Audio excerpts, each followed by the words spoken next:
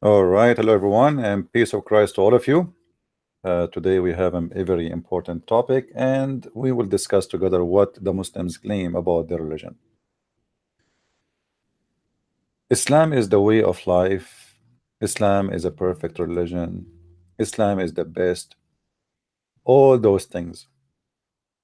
Yesterday I saw a woman in the news who she is an Irish. She converted to Islam and she changed her name. But this woman, she changed her name many times before. According to the news, they say she converted to be Hindu, and then she became a Catholic, and then she became a Muslim, and each time she convert, she changed her name. I wonder what my name will be tomorrow. Az-Zarqawi. I know. Osama bin Laden. In the West, people are suffering from a lot of mental issues, and this is true. But this is not only in the West. I mean, in the Middle East, we live the mental issues. But in the West, I find that because there is many people, they have a lot of empty purpose in life. So you will see people, they are doing yoga, dressing weird. I mean, I see Western people wearing clothes have nothing to do with them. Like sometimes they are wearing Asian clothes or this pajama. I don't know who is the word, who is the one who made this pant they wear, like especially women. Suddenly, a Western woman, she is wearing clothes look like a Hindu, or I mean, I don't know what to say. I hope my microphone is good. Guys, do you have a bad noise or something? Is the microphone good? Let me know, please, if the microphone has a problem. So, by the way, I'm not putting Western down. I'm just stating facts. For sure, not all Western do that, and not, but there is a good number of Western people, they are suffering from those issues. And I always tried. Let me see this microphone. I hear some buzz. Okay, now it's better. I want to do yoga. Now, for sure, some of you from India, they will say yoga is wonderful, etc. I don't believe in such a thing because, the yoga, first of all, is about you practicing to be the center of the earth. And this is the problem of the earth, that you try to be the center, and that will make you selfish. To be the center of everything is to believe that you are God and the rest around you are like nothing. Instead of sitting in your ass, excuse my language, meditating for God, which is not exist in your belief because you do not know what the God is, go and do some good work, help the poor, help someone, an old man, he cannot afford to pay his bill. I mean, do something, sitting in your bum, and supposedly you are meditating, and I don't know, after sitting for 10 hours, what will come out of you. At least chickens, when they said to me to lay eggs and they make babies. You said there to do what? I mean, after 10 hours, what exactly you accomplish? Nothing. So this is one of the confusion in the world. They believe in such a thing, and they like Western. They like foreign issues, foreign, let us say, foreign religions is attractive for them, and Islam is attractive for many people in the West. Why? Because simply, first of all, they did not know what Islam is about. All what they knew, that Muslim, they submit supposedly to one God, which is, even the word submit is not exist in Islam, because Islam is not a word means submit, it is surrender. And you don't surrender to Allah, you surrender to Muhammad. Muhammad is just, you know, like he used Allah just to be the one in the authority. You never submit to any God in Islam, you submit or you surrender to Muhammad to be his slave. And the proof is very simple. The Muslim, when they pray to Islam, in Islam, everything they do is what Muhammad said, not what Allah said. If you go in the Quran, you will never find one place that says pray 5 times. Muhammad says 5 times, you do it 5 times. Quran say 3 times. Muslim don't do 3 times. Everything in Islam is abrogated by a hadith of Muhammad. Muhammad, he changed whatever he want. When he want, this is bad. The one in this one, he don't want. Muhammad, he makes chapters and verses about women giving their private part to him. So the topic today, why I'm insulting yoga? I'm not insulting yoga. How you can insult yoga? Is yoga is a person? I mean, this is very naive of you to say, my friend. To say insulting yoga is as if yoga is a guy, his name is Yoga or Mrs. Yoga. How you can insult yoga? Same time, I believe it's something stupid. You don't believe me? Don't agree. I believe this is the most stupid thing a human being he can do. It's just a waste of time. You see, your life is a countdown machine. So you sit like this, you close your eyes, and you are meditating supposedly. And what you do after 4 hours sitting in your bum? Nothing. What you accomplish? Nothing. People who practice yoga, they don't live longer.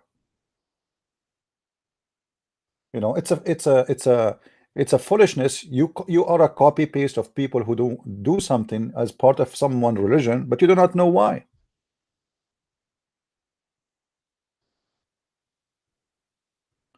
You don't have to agree with me. I want you to go to practice yoga and tell me what you accomplish.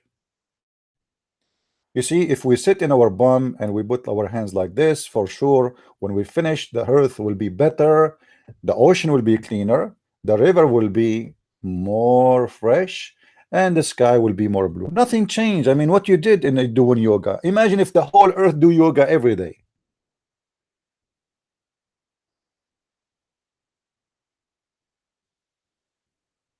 I'm just stating my opinion about things Western they do. They don't even know what they do.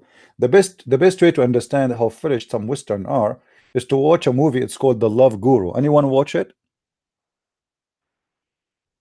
Anyone watch The Love Guru? Go watch it and see how silly. I'm not talking about, by the way, I'm not talking about the Hindus. I'm talking about the Western who do things they don't even know what those are about. Copy paste, and they think that will make them cool.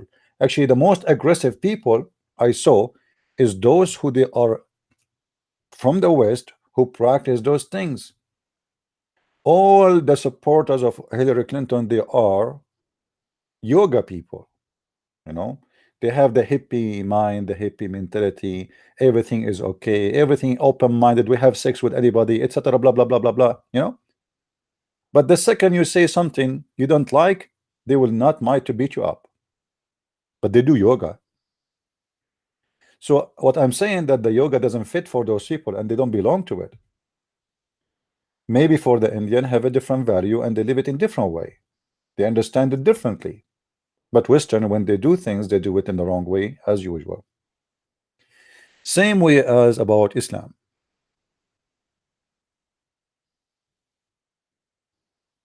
Western, they have no idea what Islam is about. This religion came to them and then start saying, as long the Christian they say Islam is evil, then those Western, this group of Western, they will think Islam is a good religion because Islam, those people, they take the side of anyone opposed to Christianity. As simple as that. So in the front of us, we will see here, this is a website, it's a debate website, debate.org. Is Islam a beauty way of life? See, the topic is not about yoga, but I just started to show you that, you know, Western, generally speaking, they have no idea what they are talking about. And today we will have some idea about how the debate work. Islam is religion, as a religion is a beautiful way of life. All religions are considered a way of life, including Islam. Muslims believe, the believers of Islam live a beautiful way of life because they believe action are judged based on intentions. So in Islam, my friend, they have a beautiful way of life because action is judged by the intention you do. I will give an example. I will give you an example.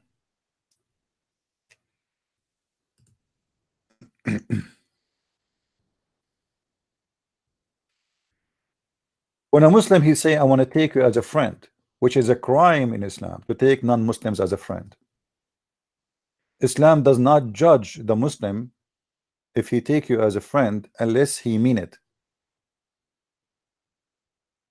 Islam is a way of life. It's very beautiful religion, my friend. So if you are a person who your intention to take someone as a friend and he is not a Muslim, then the Muslims have the right to kill you. And this is not my interpretation, this is the Muslim interpretation for the Quran, chapter 3 verse number 28, and this is the Islamic website of the King of Jordan, the friend of USA and the friend of Israel, supposedly. Whoever believe that there's a Muslim he take you as a friend, you must be stupid or ignorant in the best scenario, because as you see the words in front of you explaining the Quran by Ibn Abbas, the cousin of Muhammad himself. So in that statement there, they said the way Islam is a beautiful way of life. The reason, because Islam judge you by your intention. So if you do something you don't mean to do, Islam don't judge you by something you did not mean to do. And here a Muslim is not allowed to take you as a friend. And if he take you as a friend, read with me carefully, it says, and we read this many times before, the believers, let not the believers take the disbelievers as a friends. The disbelievers is you, me, Jews, Christians, Hindu, Buddhas, etc. All right. As for become mighty and honorable in preference to the believers. So a Muslim is not allowed to take you as friend and give you, honor or honor you. But the one who are sincere in what? Sincere in taking you as a friend. Who does that? Seeking might and honor by taking the hypocrites and disbelievers as a friend. He has no connection with Allah. See, Islam is a beautiful way of religion or a beautiful way of life because Islam judge you by your intention perfectly. So now we establish a very peaceful society, beautiful society, that my neighbor who is a Muslim is not allowed to take me as a friend just because I'm a Christian. Do you see how beautiful Islam is? I mean, this is beyond the beauty.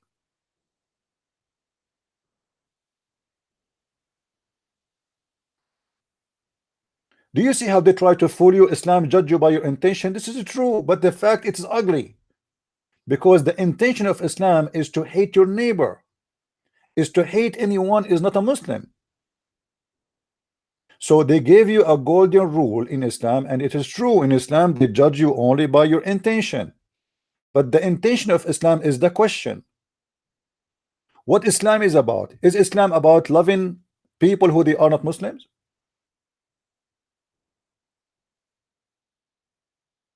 Or Islam divide people and make them hate each other? Why, if a Muslim he take me as a friend, look what will happen to him. I don't know if you can see with me what will happen to someone he take you as a friend. He's a Muslim. It says he has no honor, mercy, or protection from Allah, which means the Muslims they will kill him. He is an apostate. He has no connection with Allah, which means he is an apostate. And due to that, he has no honor, which means Muslims can rape his wife, mercy or protection from Allah, which means he have no protection from Muslims. So the Muslim they can stone you, they can cut your head, etc.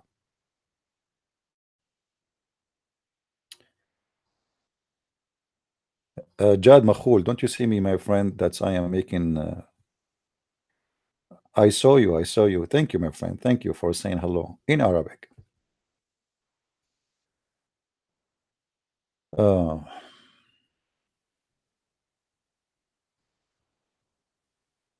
Anyway, so when they say to you intention, we need to know what Islam intention is about. As an example,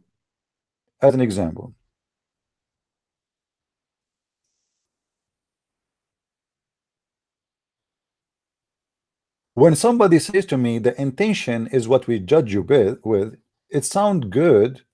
However, we have to examine the intention of this religion. When Muhammad he attacked the neighbors and he say to his followers, let us attack the Romans so we can get the blonde girls, what is the intention?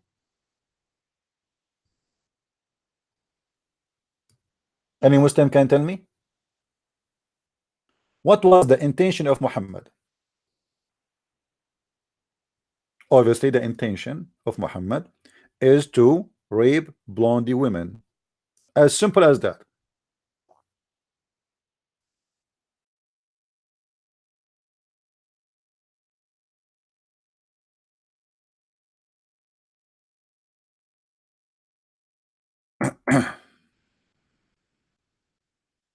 Let's see.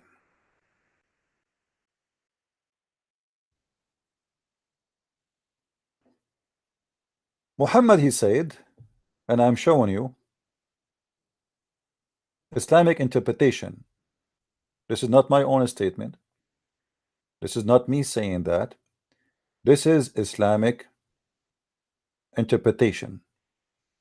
This is the official government website of the Kingdom of Saudi Arabia, the well-known Saudi Arabia government, which is very peaceful, and it's presenting to us the way of life. It's a very beautiful way of life. If you go to their embassy, they will cut you pieces and they will make you shish kebab and they will dump you in the sewage. Because Islam is peace, and those people, they are practicing Islam. Saudi Arabia is very safe a place because Islam is practiced in full. Now, here in the front of us, this is the Quran, chapter 9, verse number 49. All right. It says here that a Muslim was sitting listening to Muhammad. When Muhammad, he said, اغزوا تبوك تغنموا بنات الأصفر ونساء الروم. Attack Tabuk, the city of Tabuk, you will gain the daughters of the yellow. The Arab, they call, because they are blonde, they call them the people of the yellow, and the women of the Roman. A man, his name Al-Ajjad, he answered, he said, excuse me, don't seduce me by women. So Muhammad, he make a chapter about this guy, or a verse, calling him hypocrite. The man is a hypocrite because he said, don't seduce me by women who they are Roman. You see the intention? The intention of Muhammad is to spread Islam or to rape the women who they are blondie. The Muslims, they lie to us and they say that we defend ourselves and everybody have the right to do so. We don't attack the neighbors and we don't start war. Well, here we go. Why Muhammad, he decided to attack the Roman? It's in front of you. This is the book of At-Tabari, hadith number 16785, and we can find the same reference, by the way, in many books, not only At-Tabari, if you don't like At-Tabari. Muhammad attacking the Roman not because he wants to spread Islam. He is telling us the intention. The intention is to attack the neighbors who they are the Roman and get the blondie girls. So Islam will not judge you by attacking and killing, because in order to get the blondie girls, how many people they have to die? Before the Muslims who they are following Muhammad at that time get those blondie women and rape them, how many men and how many houses and how many cities we have to burn down in order to get the blondie girls? But you see, the intention of Muhammad is not to burn cities, is not to kill. The intention is to rape the women, and that make him a good guy. Do you understand, my friend? In the statement made here in this website, they say Islam judge you by your intention. Okay, what is the intention of Muhammad? Is the intention of Muhammad to kill the Roman? No, my friend, he's a good guy. His intention is to rape the Roman women, not to kill the men. But because he cannot accomplish the mission to rape the Roman women, the blondie girls, to enslave them, he have to kill the men. So he's a good guy, because Islam, and this is what make Islam very, very beautiful religion, because it judges you by your intention. All religions are considered way of life, including Islam. Muslims, the believers of Islam, live a beautiful way of life because they believe actions are judged based on intentions. So Abdul, What is the intention of Muhammad when he said attack the Roman and get the blonde girls? I will give you options. Muhammad, he wanna get the blonde girls because they were homeless and he wanna give them cheese and butter for free. Or B, Muhammad, he wanna attack the neighbors to get the blonde girls because he want to teach them Arabic. Or C, Muhammad, he attacked the neighbors and get the blonde girls because he wanna make their hair black. None of those options, including rape for sure. Muhammad, he never attacked the Roman people so he will rape their women. No way. Are you kidding me? The intention of the prophet is amazing and so beautiful. So when he said attack the Roman and get the blonde girls, he don't mean raping them. They just want to play with them, like hide and seek. Islam is the way, beautiful way of life.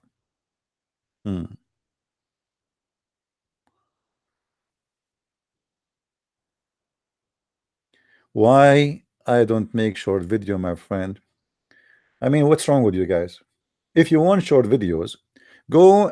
There's many people, they make 15-minute videos because they will not give you time. I give you 10 hours of my time and then you complain. Don't watch my videos if you like short videos. There is many, I'm not going to name for you. They make 15-minute video because they are not willing to give you time of their life more than 15. You don't deserve more than 15 minutes. This is the issue. So if you think you are looking for a video of 15 minutes, I am not McDonald. Go to McDonald. I am here to teach, not to make a short video. I mean, I don't know what's wrong with people. Short video. Okay, I'm done. Here we go. 15 minutes is gone. Should I go? For how long I'm here? We passed the 20-minute. Okay, bye-bye. They are making 15 minutes for you because they don't care really for you. You don't deserve more than 15 minutes. Go and see all those who speak about Islam or against Islam. They give you 15-minute video and they go home, sleep, or watch TV. And then they say to you, make a donation for us.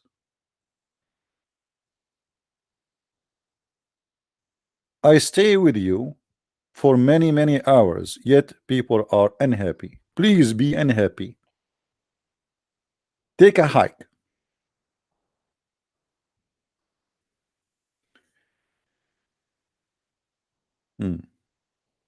Anyway. Yeah, Max CP. Anyway, guys. Yeah, actually, you know, sometimes you feel like they are offending you by saying short videos. I mean, make my video, take any part of my video, cut it short, and make it short. Make it 10 minutes. Take any idea. I have long video. You can cut it pieces and make. You know, we speak about many things.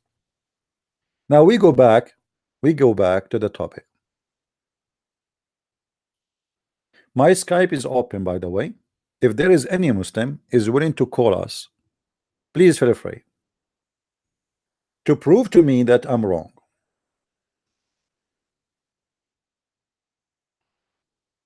Sal, you want to make coffee for me? I wish I have somebody here to help me. Sometime because I stay for long. Just you want to go to the bathroom. By the way, we don't go to the bathroom. Yeah. Do you know where the prophet used to piss? He pissed inside his room and then he dry his hands on the wall. And I challenge any Muslim to say that it's not true. I can imagine the wall of Muhammad bedroom. It's painted by the most priceless boobs. Dry your hands in the wall? A Muslim, smart Muslim, I remember once he said to me, well, what do you want him to do? He is in the desert. What desert? He is in his house, you idiot. Are you saying to me, Muhammad, he's carrying the wall with him wherever he go, instead of carrying a towel? What desert? In the desert, there is no walls. He is home. Anyway, we judge you by your intention, remember. If we have any beautiful Muslim or handsome Muslima, please feel free to call me. Anyone knows why I'm saying a beautiful Muslim or handsome Muslima? Who knows why?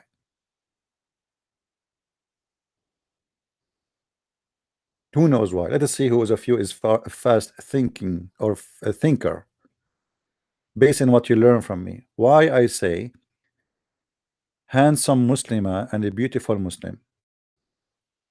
Because the only beautiful religion in the world who forbid women from taking hair from their face is Islam. What? And that will make the Muslim women handsome. The only religion ask the Muslim to shave their mustache is Islam. What? And that will make the Muslim men beautiful. I challenge any Muslim to tell me why in the world that the God of Islam will be so upset if a woman she take hair from her face. Brother, if I marry a beautiful handsome Muslim woman, I woke up in the morning and I found I touch her cheek and her beard is so long. That is very sexy.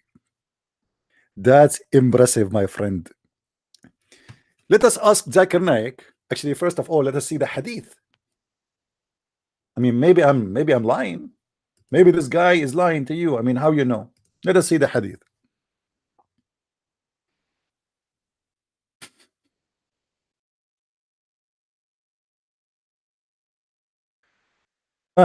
Let us see.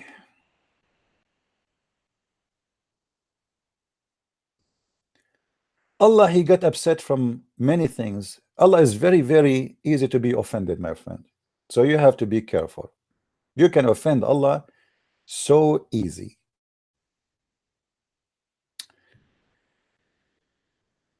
The Prophet said, who is the one who said? The Prophet.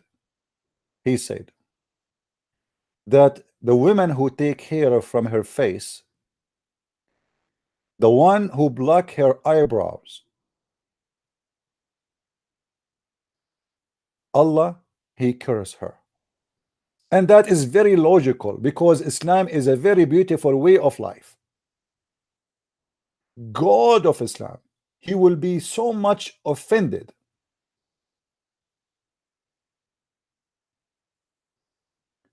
because a woman, she took some hair from her face. That is really disgusting of you women to do. Allah like to see you beautiful with a long beard. Why you want to take hair from your face?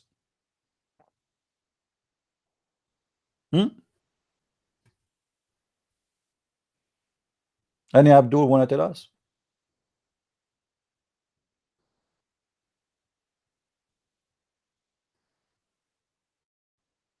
You see how Allah, he curse anything you do, Allah is cursing you. Hello? Hello? Yes. Am I speaking with Christian Prince? Yes, it's me, my friend. You are live on air. Hello, my friend. I am from Russia. Oh. And I want to thank you for all you're doing in YouTube and all over the world. And go further and let's make our world together in peace and in love. Thank you very much. This is the first time someone, no, actually not the first time. Maybe you are the second person who called me from Russia. Well, I'm very grateful to have you, my friend. And actually, by the way, I have a lot of love for Russian people. I know in the West they try to present to you that Russia is a very evil country. The fact Russia is a wonderful country and they have a very great history defending the Christians, especially in the Middle East. So I have a very special things for the Russian. While the West was sponsoring terrorists in the Middle East, the Russian, they were fighting them. And this is what happened in the last few years actually in Syria. And this is what happened when the Turkish attacked the Christians in the Middle East and in Armenia. The only one who stood to defend the Christians from all the Western countries, it was the only government, it was the Russian. So I am really grateful for the existence of such a country and such a people. They are wonderful and I love them. Thank you very much for calling me, my friend. Thank you. Thank you. Take care. Bye-bye. Bye-bye.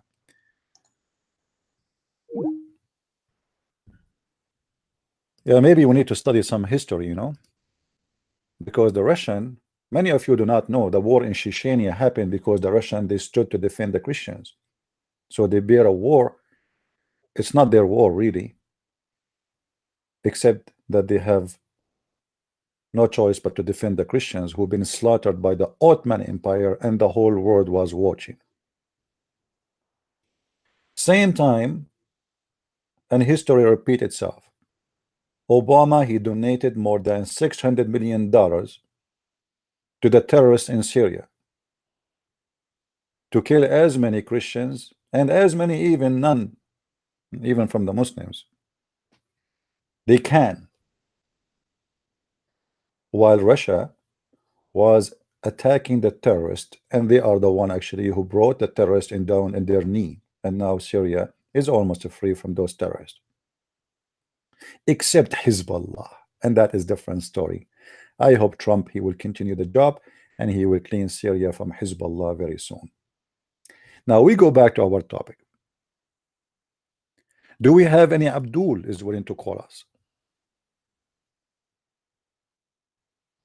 Who is Abdul wanna call us and tell us why Allah he hate women who take hair from their face?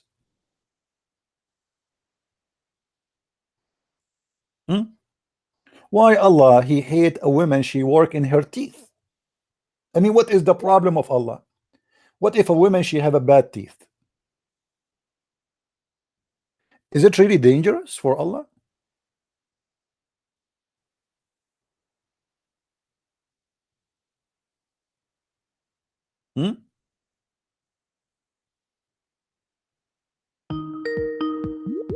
Let us see. Hello? Is this Christian Prince? Yes, how are you, mister? I think your name is a Muslim, so I'm guessing that you're a Muslim, right? Well, actually, funny story. I just saw I'm watching your live stream right now. This is my first time I've watched it live. I'm fantastic, but so I guess what I'm saying is I'm not a Muslim anymore, but I used to be.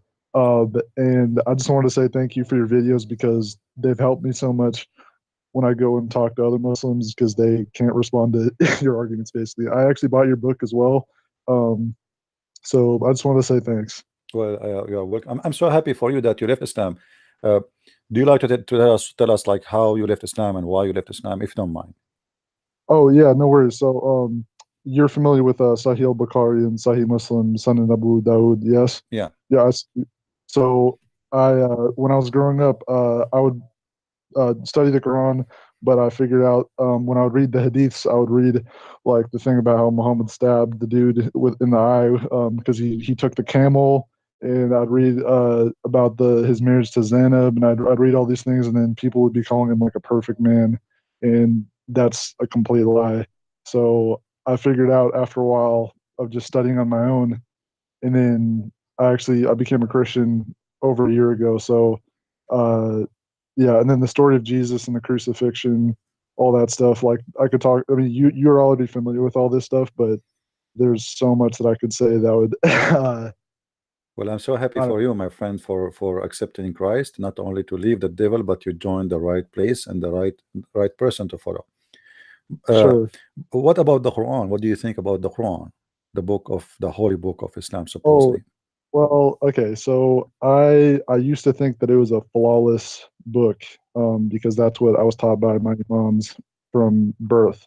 So then when I started reading on my own, I would have questions like, for example, it says that let me think. Oh, so it says that semen is formed between the backbone and the ribs, right? Yeah. I would That's ask, true. yeah. So I asked my father, and I was like, is that really what it says? Am I just reading the Arabic wrong?" And he was like, "No, like he wouldn't even give me an answer." So I'd ask the sheikh, they wouldn't give me a good answer. And then there was the verse where where Muhammad says that he can any woman that wants him, that wants to marry him, can marry him. Hmm. If they want. And I'm like, that seems awfully like self-serving, like a lot of these revelations. um and and then the other one where he wanted people to leave his house when they come over for dinner because he has to go and see all his 11 wives and all this other stuff. So yeah, as far as But the book as a whole, yeah, but you I'm sorry. know, I feel sorry for you now. You will not get the versions no more. Exactly. Yeah. What you will do No. without the versions now? What you will do?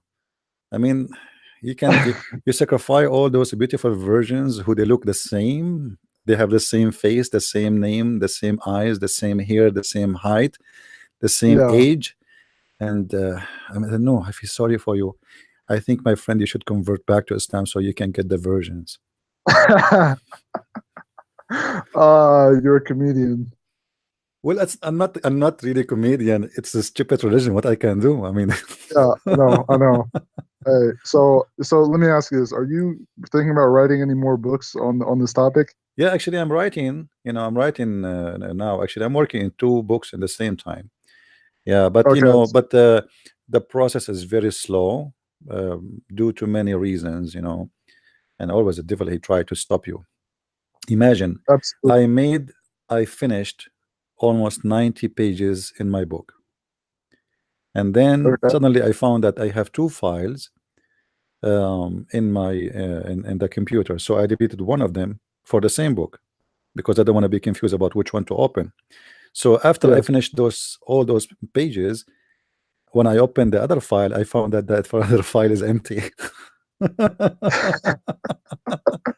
And I empty my trash, and I could not retrieve that file. So imagine, I have to go back all the way from zero. But anyway, I'm working in 2 books at the same time right now, Okay. and we will never stop. You know, but right now we are making a book. If you go and try to write down all what we said in the last even 30 minutes, you will see you can make maybe 20 pages of words. Yeah, So you go over a lot of material. yeah, will the topic itself lead into from one thing to one thing to one thing to one thing, and Hmm. knowledge is speak. You know, when you are a person who have a lot of knowledge, then your knowledge will talk. It's not you who's talking, it's your knowledge. And Mm. I'm happy that people, they are learning and they are enjoying the knowledge. Do you have Hmm. any question, my friend? Anything you want to Yes, I say? do. I do, yeah. So when you're going out in, because I understand that like from your books, I've been able to learn a lot of things as far as things I can say as far as like with the apologetics though. But I'm talking about how can I like spread the gospel to them in a way that isn't like attacking, so that they might actually like come to Christ as well. How can I do that? You see, for me, I do it in different way from other Christians. Other Christians, they think that the best way to bring people to Christ is just to speak about Jesus. I don't do that, because especially when you speak to a Muslim, he's a person, he's been told everything wrong about Christianity, so already he been informed wrong information and he believe in them. So you can read for him the Bible, and from now until next year, mostly he will not be affected, because simply he been taught wrong and he been taught lies about us. So Sure. for me, in order to bring someone to Christianity, first I have to show him that what he learned about us is absolute lie. Mm. After that, and then we can talk, you know. But before that, it's a waste of time. Now Okay, you so you want to address them first. in your case, you can learn from yourself, because you yourself, you are an ex-Muslim, right? So Yes. you have a better chance to understand how a Muslim think, so you can decide how to speak to the person. But however, for me, when I speak to people, I speak to every individual different way. Why? Because we are different. There is someone right away, he want to listen and he is sincere, but there is someone he want to just argue and he is not sincere. So you have to deal with each person in different method, in different way. The one who is sincere, if you want to speak really about the Bible, we will talk, we will listen. But most of them, they don't want to be sincere. They are calling True. you to attack and not to listen even to the answer you want to give them. This is why when a Muslim he tried to ask me a question about Christianity, right away you will notice that he is not listening even to what I said. He have another question to give it to you before even you finish the first question, because he don't want you to have a break from answering, Right. so you will not ask him a question about his religion. Mm. If you notice that all Muslims want to debate about one thing, it is the Trinity. Yes, always. Yeah, but why? You know why? I mean, they heard the answer of the Christians thousands and thousands of times. Why you want to repeat again and again and again? Because simply this Sure. is the only topic, it's safe and secure. And they will say to you, we believe in one God, you believe in the Trinity. So that's it. I mean, I am now limited in what I will attack Islam with, supposedly, according to them, and they are safe in this debate somehow. So they choose always a certain point. And actually, debating about the Trinity is one of the stupid things ever, because when the Muslim he debate about Trinity, he himself he believe in the Trinity. In Islam, everything is based on the Trinity. When a Muslim he starts his prayer, he say, in the name of Allah, Ar-Rahman Ar-Rahim. Allah have 99 names, which is the multiply of the age of Jesus, which is 33 x3. Yes. Divorce in Islam is final only if you do it 3. Muhammad, when he say Assalamu alaikum, he have to say it 3. Have you ever heard of somebody entering a place, he say to you Assalamu alaikum, and then you say to him Wa alaikum salam, and then he say again Assalamu alaikum, and you say okay, Wa alaikum salam, and then he say again Assalamu alaikum, and you say alaikum. I mean, obviously there's a mental issue here. Yes. Why you want to say Assalamu alaikum 3 times? So Islam is based on number 3. Everything in Islam is based on number 3. When a Muslim he do ablution, he have to do his face 3 times, his nose 3 times, his hands, I mean, everything in Islam is a 3 times. Yeah. Well, CP, also, like, you're familiar with this. The Muhammad took a lot of parts of his religion from like paganism and from Jewish traditions and Christian traditions. So it's really like a combination of all those things. But I totally agree with you on the Trinity. Yeah, he is copying for sure, because you see Muhammad, I don't know if you remember, before I spoke about the fasting in Islam. Muhammad, he never had fasting in his religion, so he was jealous. The Jews have fasting, the Christian have fasting, he don't have fasting, so he said okay, let us do fasting. So he arrived to the city of Yathrib, and he saw Jews, they are fasting. He said to them, what is this fasting? They said, this is the fasting when Moses he crossed the sea.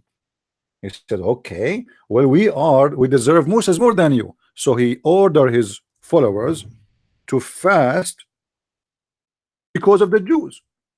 Have you ever heard of a prophet of God? He is doing something, he just heard of it from someone, he is a Jew, just because he told him we fast. Didn't he receive an order from his God? And then the order explained to him why. And then we fast. Why he is fasting the fast for a Jew? Why he is fasting the fast of Musa, as they claim? What if they are lying to him that this has have nothing to do with Musa and have nothing to do with anything have to do with the religion? Sure. He is just copying. You see here, if you read with me, in the beginning, Muhammad he was fasting what is called the fasting of Ashura. Muhammad he claimed that Ashura was taken from the Jews, but the fact, I believe, it's have nothing to do with the Jews. It was something the pagan they practice, and there's many reference for that. So how Muhammad he switched from Ashura to Ramadan, and where Allah he told him to fast Ashura, and where we can find Ashura in the Quran? The answer is, and look, Muhammad he confirmed that if you fast Ashura, just fasting that is enough to repeal all your sin, to wipe out all your sin for the last before, which means this is more important than Ramadan. But now Muslims, they don't fast this fasting no more. What happened to the fasting will wipe off your sin? Why it's not important no more? 1 day you fast or 3 days you fast, it's better than Ramadan for sure, because as you see, it's going to whip out your sin for the last year.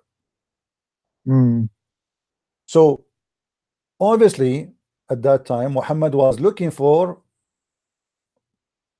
things to add to his religion. He want to make a religion. He don't have fasting, they have fasting. The Jews have fasting, the Christian they have fasting, even the pagan they have fasting. He don't have fasting, so let us copy.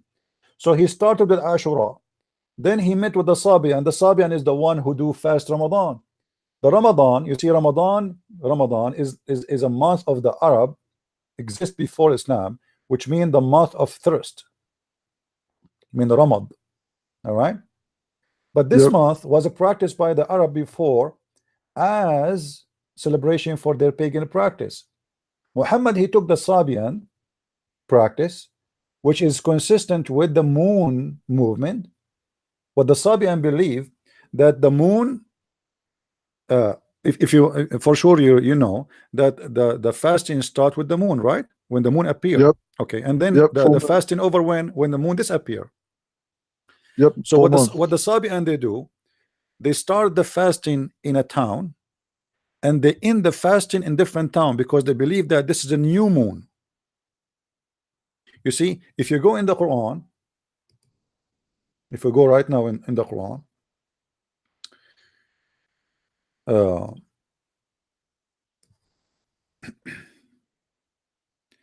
if we find the word shahr, do you know what the word shahr mean? Shahr? Shahr. Shahr, no, I don't know what that means. Shahr today in the language today mean month, but shahr never was a month. Shahr is a word mean moon. So whoever of you witness, here we go, chapter 2 verse 185, the word shahr. All right, if you read the translation, you will see there is something wrong in this translation. It says Ramadan is the month. It doesn't say that. It doesn't say that. It starts with the word shahr. Shahr, you see, this is why I say always be careful when you choose a translation to learn from. So here he said, let us read this one and we will switch to the other one. Ramadan is the month which sent down the Quran as guide to mankind. But this is stupid because the Quran was not sent in a month, was not sent in a 30 days. Ramadan was sent through many years, supposedly, according to Muhammad, and he was receiving every few days a verse during the whole year. So what Ramadan came down? How Ramadan came down? Well, how has no one else pointed this out before? This is ridiculous. Yeah. Then guide to mankind as a clear sign of guidance and judgment between right and wrong. So every one of you who present at his home during the month should spend fasting. But this doesn't say that. This is a false translation. In here it says, whoever of you witness the moon, which is the shahr. If we go, let us change the translation or translator. You see, this is why you wonder sometimes when you just to change in the translation how things change. Look, the month of Ramadan, this guy, he come with the meaning of the word. You see here, there, the guy, he put the word month between two brackets as if it's not there, but the fact it says shahr. Now here they're translating the word shahr as month because they are ignorant. The word shahr is not even Arabic word. This is an Aramaic word used even in Hebrew. Shahr is a word mean month. Now it was always a word mean moon. So whoever of you witnessed the moon of Ramadan, this is why here it says, look here it says, and who is ever of you present. What present? There is no present. He should say whoever of you sight, eyesight. Shahida. You have to do eye citation. Let us change the translator. Whoever of you present in this month, that's false translation. Let's change this translator again. We go to Muhsin Khan. Let us see. Here we go. Look at this. Finally, we found a correct translation. Read with me how the translation changed. Here, this guy, he copied the rest. He said the month of Ramadan, but the fact, as we said, this is not the month, this is the moon. The moon of Ramadan, which is revealed, etc. And then he says, so whoever of you sight the crescent on the first night of Ramadan. Do you see it? Sight. Yep. So this is not about a month. This is about a moon. Is the moon, which is called the moon of Ramadan. Muhammad, he copied that from the Sabia, and he claimed that his God told him that, as you see in the Quran. So whoever of you sight that moon, which is the crescent moon, then you start fasting. And this is what the Sabian they do. The crescent moon is the moon who is just like, let us say, we start our fasting, and then the moon will disappear, and then the moon will appear in different cities. So they move totally the whole population. They make a festival in the other city, and in that festival they slaughter a lot of animals. You see, the Muslim, they say that they celebrate the Eid al-Adha, and they claim that this is have to do with Abraham, have nothing to do with Ramadan. But the fact, the Muslim, they celebrate Adha twice. It's not once, because Adha means sacrificing. And you can check right now, you will see that the Muslims sacrifice a lot of animals after the end of Ramadan, not only in the second occasion. So they have two Adha, and this one is same as the other Adha, which means the day of sacrifice. Every time a Muslim he celebrate, he have to sacrifice for the moon god. Muhammad, he copy a story from Abraham. He says, okay, we will do now the day of sacrifice of supposedly you know, Abraham. So Muhammad, he copy here the story from the Sabian. Muhammad, he copy Ashura from the Arab, and he claimed two from the Jews. And Muhammad, he copied the story of Abraham from the Jews. Many religion in one book, and this is why this religion is very confusing. Where Muhammad he come with that there is a moon, if we sight it, then we start fasting, and that is the moon of Ramadan. And how such a thing can happen? We lost our friend here. Well, I'm very happy for you, my friend, that you left Islam, and good to have you with us. I think there was a Muslim trying to call. Please call me if you are a Muslim. Feel free to call me. So as you see, Islam is, you know, is a collection of many religions, and Muhammad he add in the basket whatever in his way. He took from the Sabi, and this is why if you go in the Quran, you will see Muhammad saying it clearly that the Sabians will go to heaven, but the Sabians worship stars. They have gods. They don't have one God. How the Sabian will go to heaven? Any Muslim can explain to us?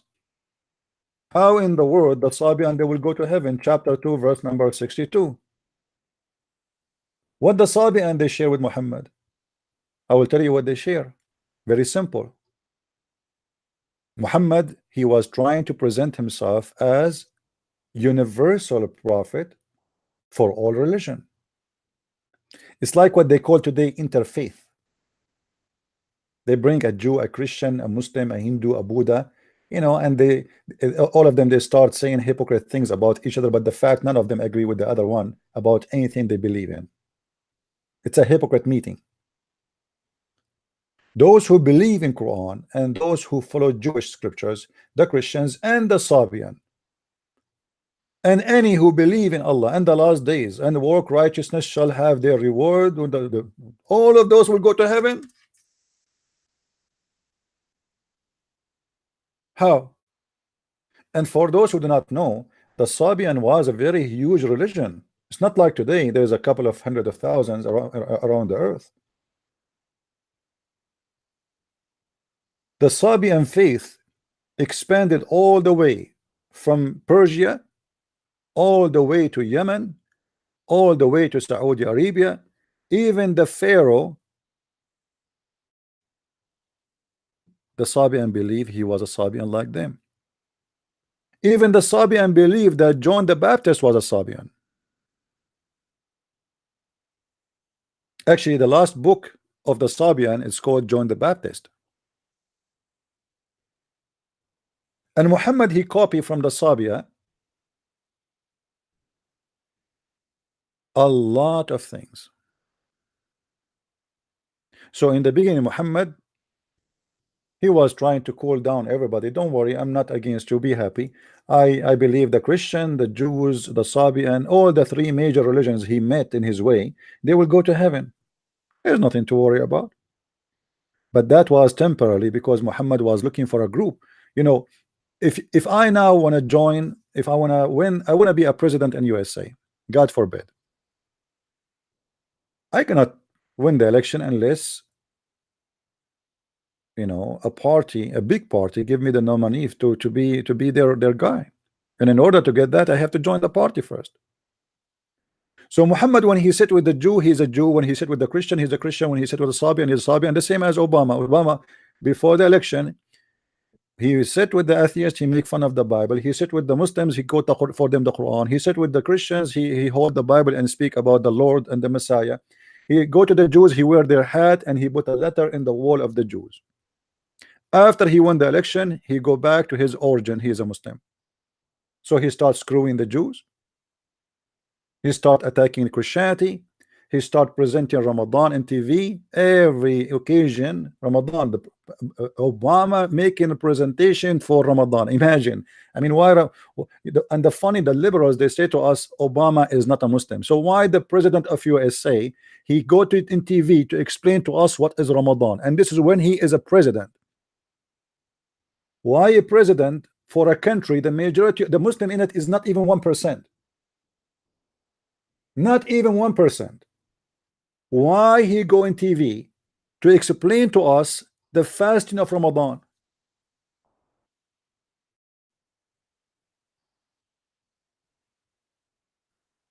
Thanks God I am not a Democrat. Thanks God I'm not stupid. Thanks God I don't want to join them.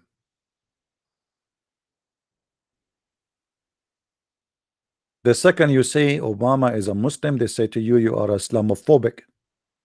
The guy, he have a Muslim Brotherhood Council in his White House. He made a mosque in his White House. Muslim, they pray in the White House.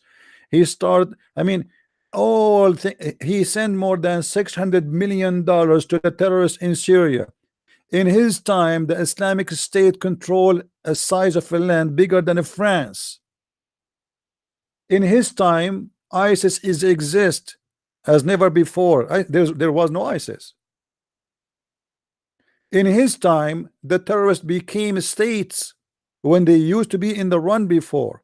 In his time, the Muslim Brotherhood, they got a lot of weapon in Libya. In his time, the ambassador of America was killed and burned alive in Libya. Why? Because the Muslim, they get so upset in Libya, for he is sponsoring the Muslim Brotherhood, which he is a party of it, or a part of it.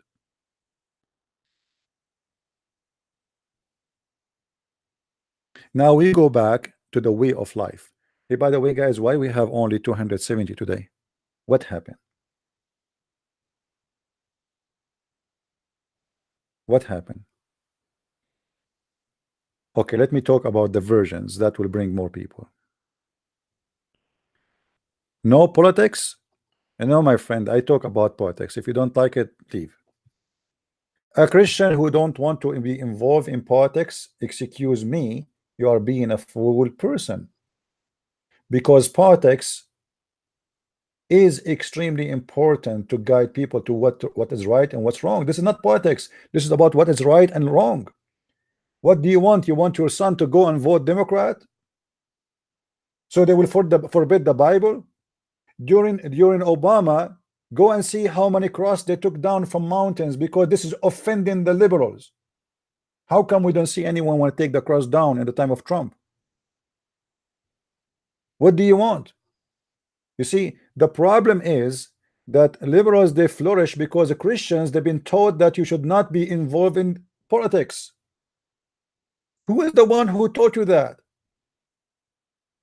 Politics is not our interest if it is not about us. if it's not about good and wrong, right and wrong? Isn't it John the Baptist? He did give his life challenging a king.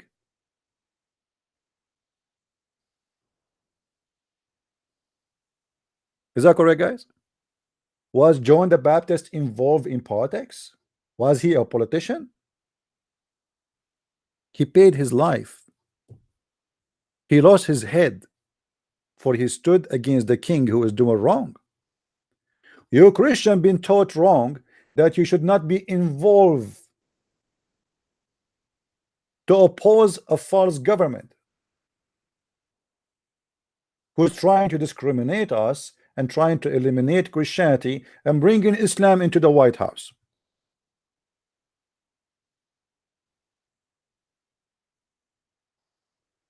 They start taking the Bible from the hotel, taking a cross. A Christian school have a cross. What's your business? It's a Christian school.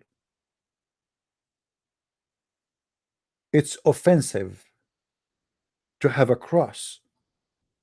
This is why you see Muslims and liberals, they are together in the bed. Both of them, they share one thing. They share one enemy. We have to take a Christianity down. But that will never happen. That will never happen. What's happening is the opposite. The liberals, they ruled America for 40 years. 40 years. It's amazing, the number, 40 years. It's like Jesus, he fasted for 40 days. 40 years they try to implement in the head of every child that the way of life is to be hippie. The way of the life is to be everything wrong. And they thought they took over for eternity. This is why when Trump he won, they could not believe it.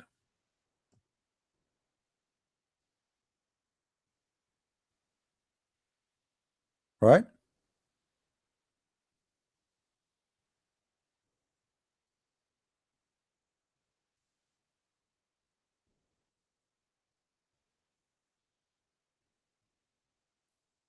Be careful, my friend.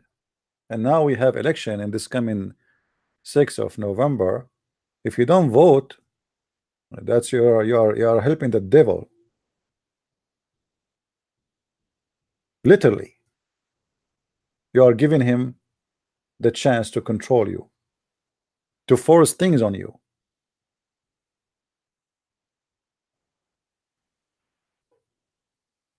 You see, the problem is that Christian churches through history, they were led by false priests who they work for government, subdue to the government. And they quote from you the Bible for you, from the Bible, what is support their idea that you should obey the Bible. They will say to you, even Jesus said, give to Caesar what to Caesar. But Jesus was not even speaking of that. Jesus was exposing the Jews who they are holding a currency, have the picture of Caesar. If you don't want to obey Caesar, so why you are holding his money?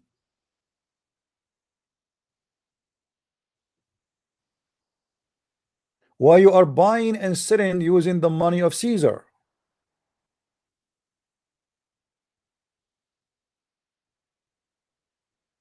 If you reject Caesar, don't follow Caesar. Hello. Hello, CP. Hello, how are you, my friend? I'm good. How are you? Why you are good? I'm just relaxing and listening to your podcast. All right. So, What do you want to say to with us? I have a few things to say and I also have a question. All right.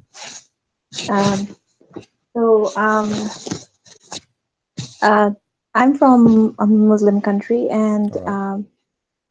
so the thing that you were talking about Obama, I was still in my country at that time, and Obama was first selected for presidency, and my friend is my best friend, and she was a Muslim. She is a Muslim. Mhm. And she was telling me that, did you know that, do you know that Obama is a Muslim? And I was surprised. And I was thinking like, why, why would you say that? Because he's a Christian. And I didn't know that, I didn't know much about politics, about United States or anything like that. And she said that he is, but he's telling everybody that he's a Christian because otherwise he won't be able to become the president. Correct. And so I didn't believe her, but back then, but now it's so clear, and I was like, wow, that she. How do they know that he's a Muslim? And like as a Muslim, how did she know that he's a Muslim? And he was just elected president that time. You know, the Obama himself, he said in the public interview, he said when they asked him about they have a question for him, he said, in my Muslim faith. He said that it's in YouTube.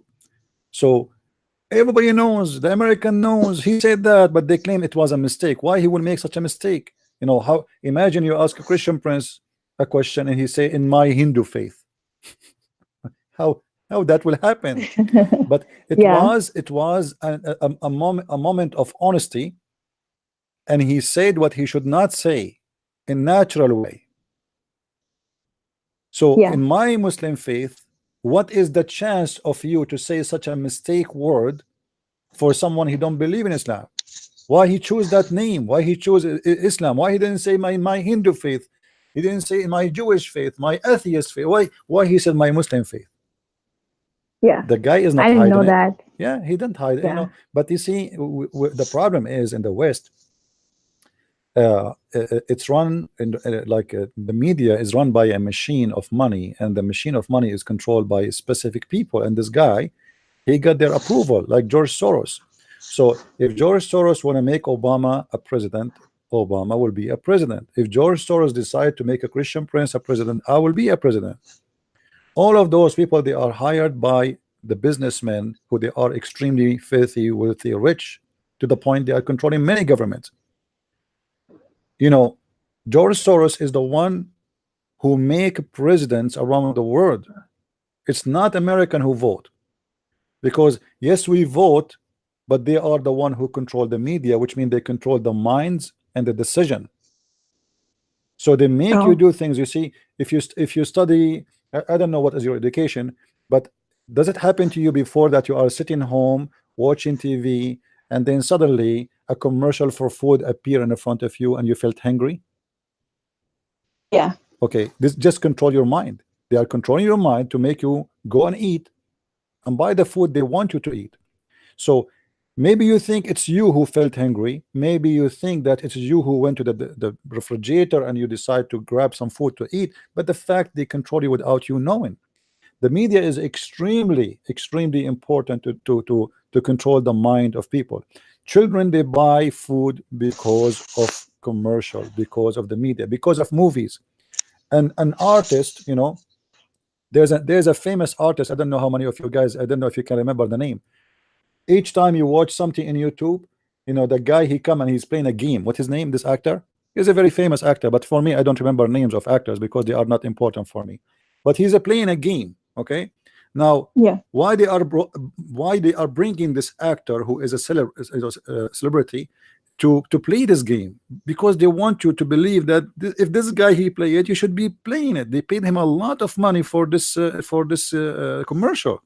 So everything a human being behavior today is controlled by the media.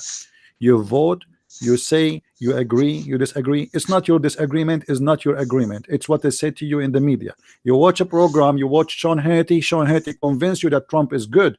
You watch CNN, they convince you that Trump is bad. So now you are confused. Now, how you make decision as a naive person who is not really well educated, you know, based in how convincing was the show, not how right they are. I will give you an example. Yeah. During the time of Obama, Fox News, they keep asking Obama to stand to Russia. and they make Russia the devil. When Obama will man up and do something to the Russian, what do you want Obama to do to the Russian? You what will go and start a third World War III? Are you stupid or No. what? But they want you to believe that Obama is a potato. He's weak. He's no one. He cannot stand for the Russian. Now Trump, he became a president. Since then, Fox News never said a word against Russia. Suddenly, the Russia is our friend. That because they are hypocrite. The same as CNN. CNN, when Obama he signed that 6 countries cannot enter USA, 6 Islamic countries. Nobody CNN, nobody BBC, nobody CBC, blah blah blah blah blah. Nobody said a word against Obama, and nobody accused him to be Islamophobic. But when Trump he signed the same order, which is Obama he signed before him, it's just expired. He just extended. The CNN and all the other agency news of the liberals who controlled by George Soros attack Trump that he is Islamophobic. It is exact the same order. So now here we notice that the media have nothing to do with the truth. The media is a business run by the rich ones, and they decide who is going to be better for them to be in the office. Yeah. As simple as that. I never believed the news anyways, because when I was in my country, the news was like, they also had 2 separate news channels run by government, and every time one party would be elected, they would say everything positive about that that party, and the other one would talk all the negative stuff about that. So I knew that they never say the truth. You have to search. You have to search for the truth yourself. And you know, sometimes the media, you don't even need to make a show to fool you. They just change the title. You know what I mean? Yeah. By changing the title, you change the news. Like as an example, I'm driving my car and I hit a dog. Okay, so now the news can say an American citizen or a citizen who, you know, he was driving in the highway, etc. He hit a dog, or they can say an Arab guy, he killed an American dog. You know? Yeah. Suddenly it is an Arab guy who killed an American dog. So then the title can change a lot of the impact, you know? Yeah. So they do not need to play too much in the news. All what they need to do is to change the title, because the title is meant to make you believe in advance in something, that this is an Arab guy who killed an American dog. It's not an accident. No, it's an Arab guy who killed the American dog. But so when they want Osama bin Laden is a terrorist, when they want Osama bin Laden is a friend, when they want Khashoggi, this guy Khashoggi, the one is everybody crying about, this guy is a terrorist.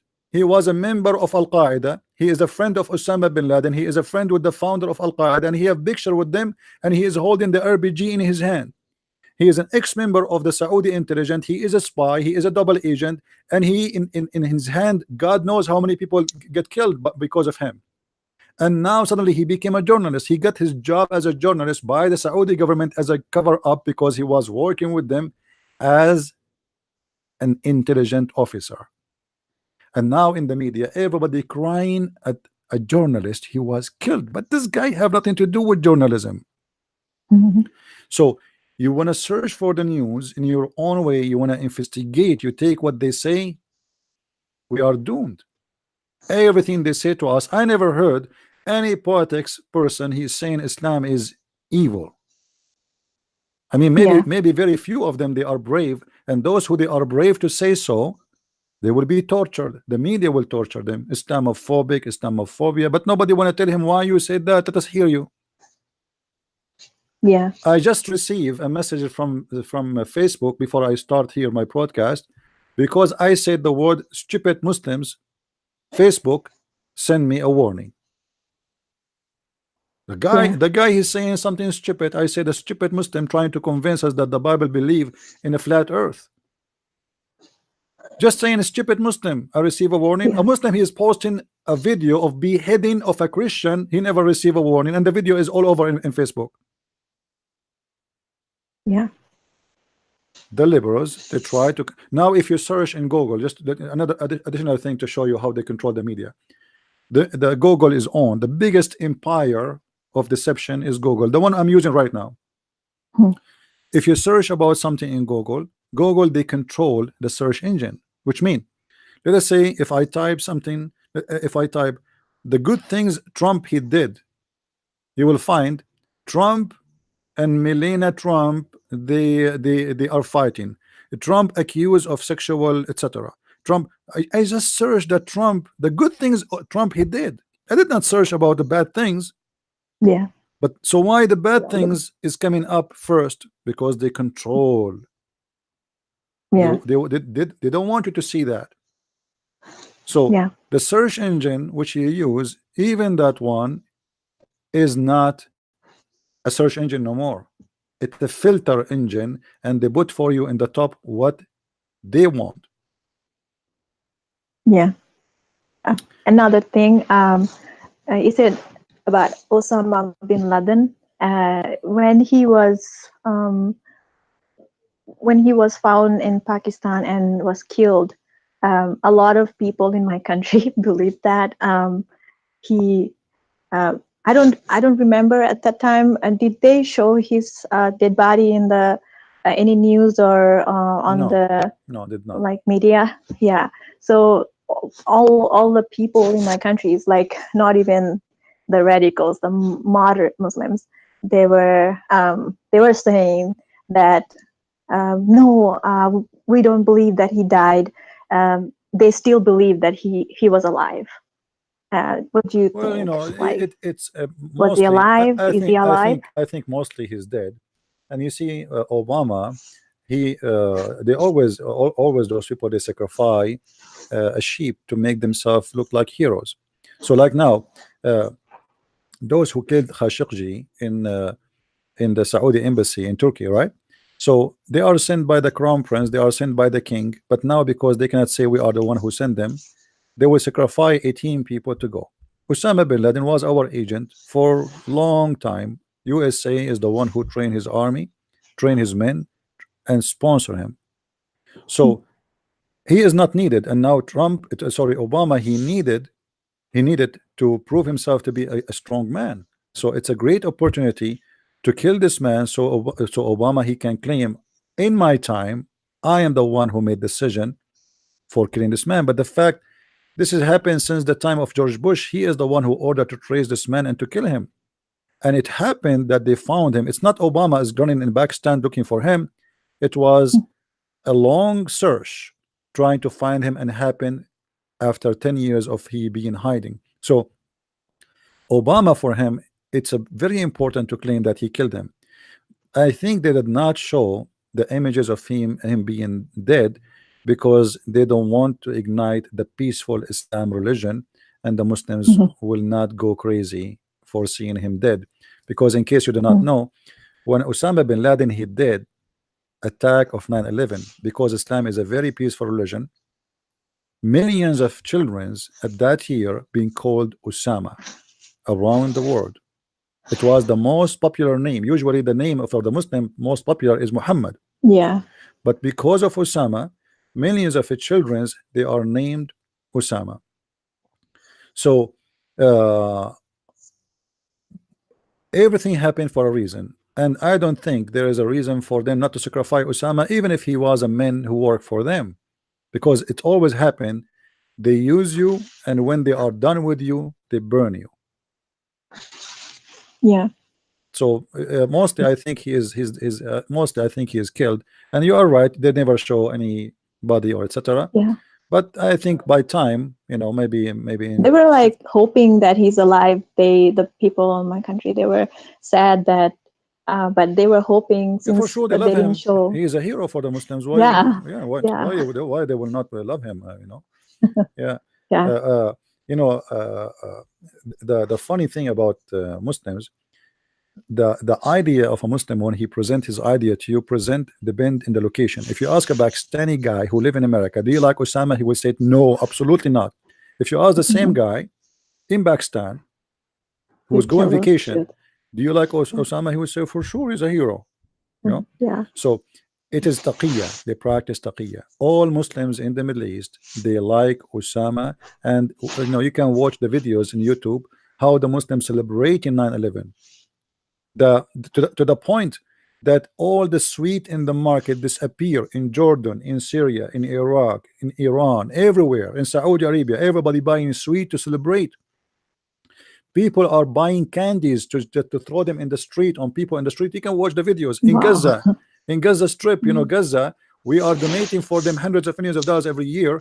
And what they do when we have 9/11 happen, people and women, they were dancing in the street.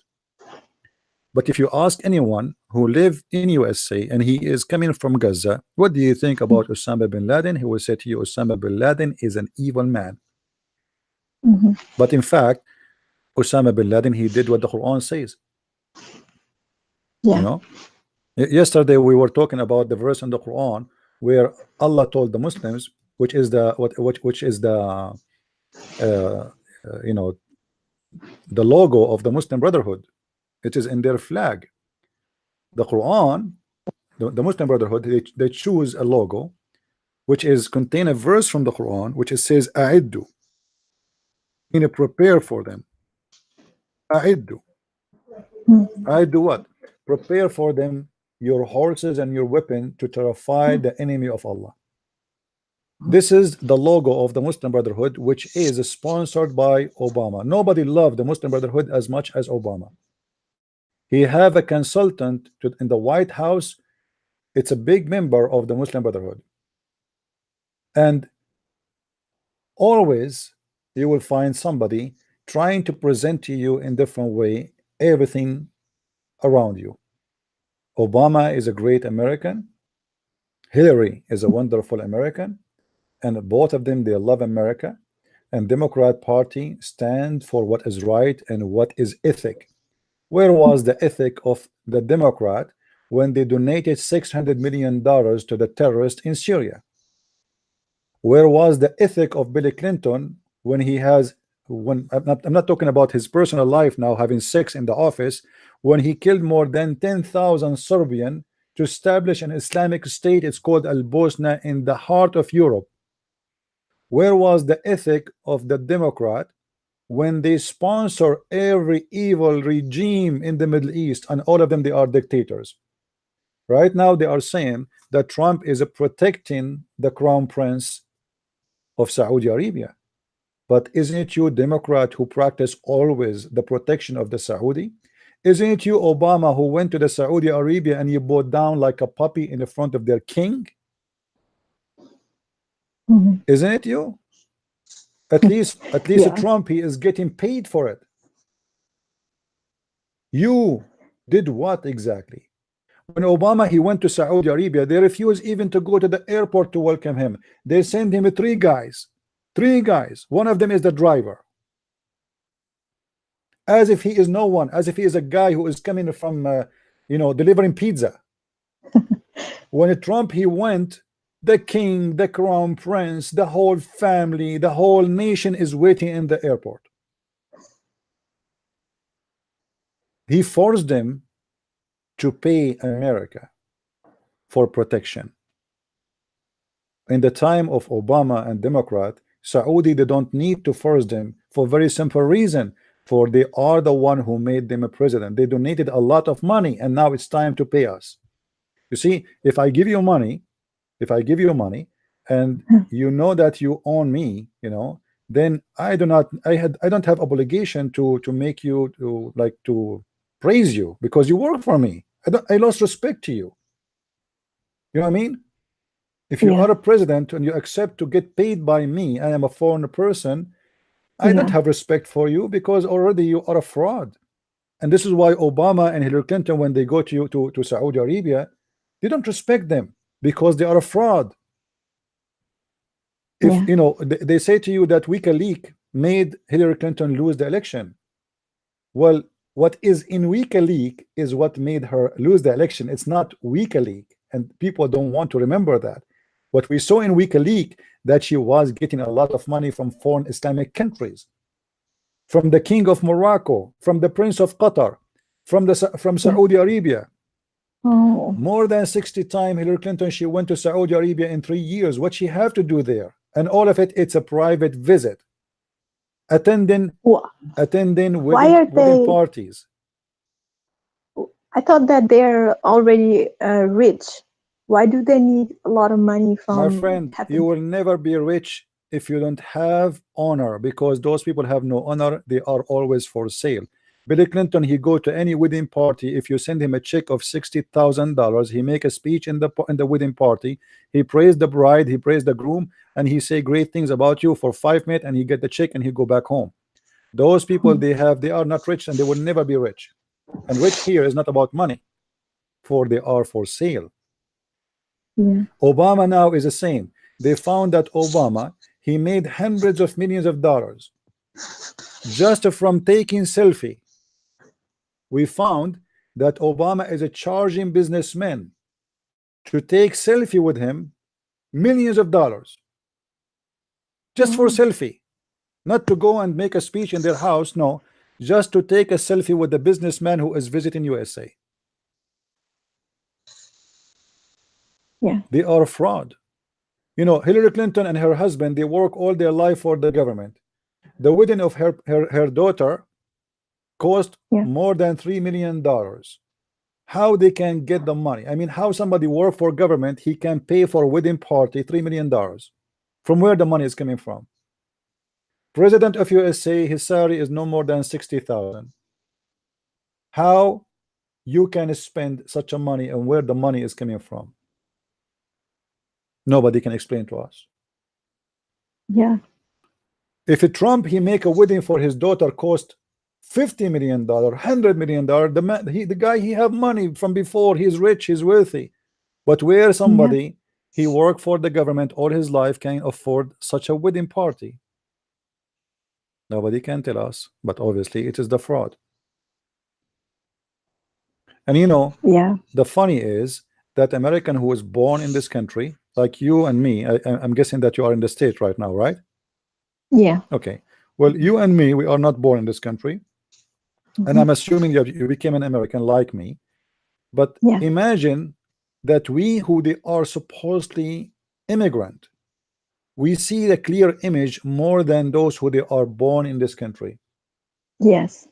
And the proof of that, you will see how many people they were crying when Hillary Clinton, she lost. This woman, she is a fraud. How dare you?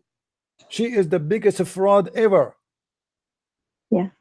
This woman, she literally, she should be in jail. You see, by law, if you do delete anything, any property belong to the government, you go to jail.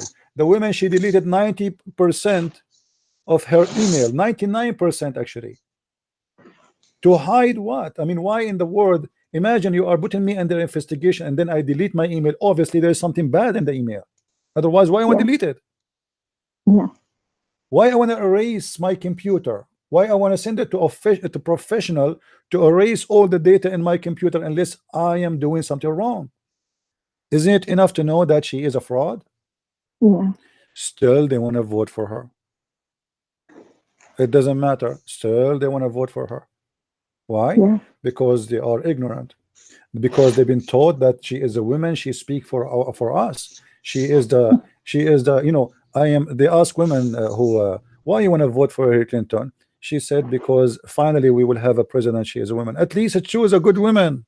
No problem. I am not against to have a president. She is a woman, but at least choose for us a good person. The same as what happened with Obama. You know, in the time of Clinton, I remember I was driving my car, and a woman, she called. She said, "I will vote for Clinton, Bill Clinton." At that time, they asked her why. She said, "Because he's handsome. He's a good looking." You know. So this is telling you how much naive Americans are. American, generally speaking, they are naive people who go by TV show. Oprah can control your mind. Dr. Phil is teaching you how to protect your marriage and your family, but he himself is divorced. Dr. Phil is the one who will tell you how to live your life. This is America. Dr. Phil and Oprah and etc. and funny show where people they laugh even before the guy he said a joke. This is America. What is the name of the guy who he bring two women and they are fighting over one guy? What is Jerry Springer. What Jerry? His name is Jerry.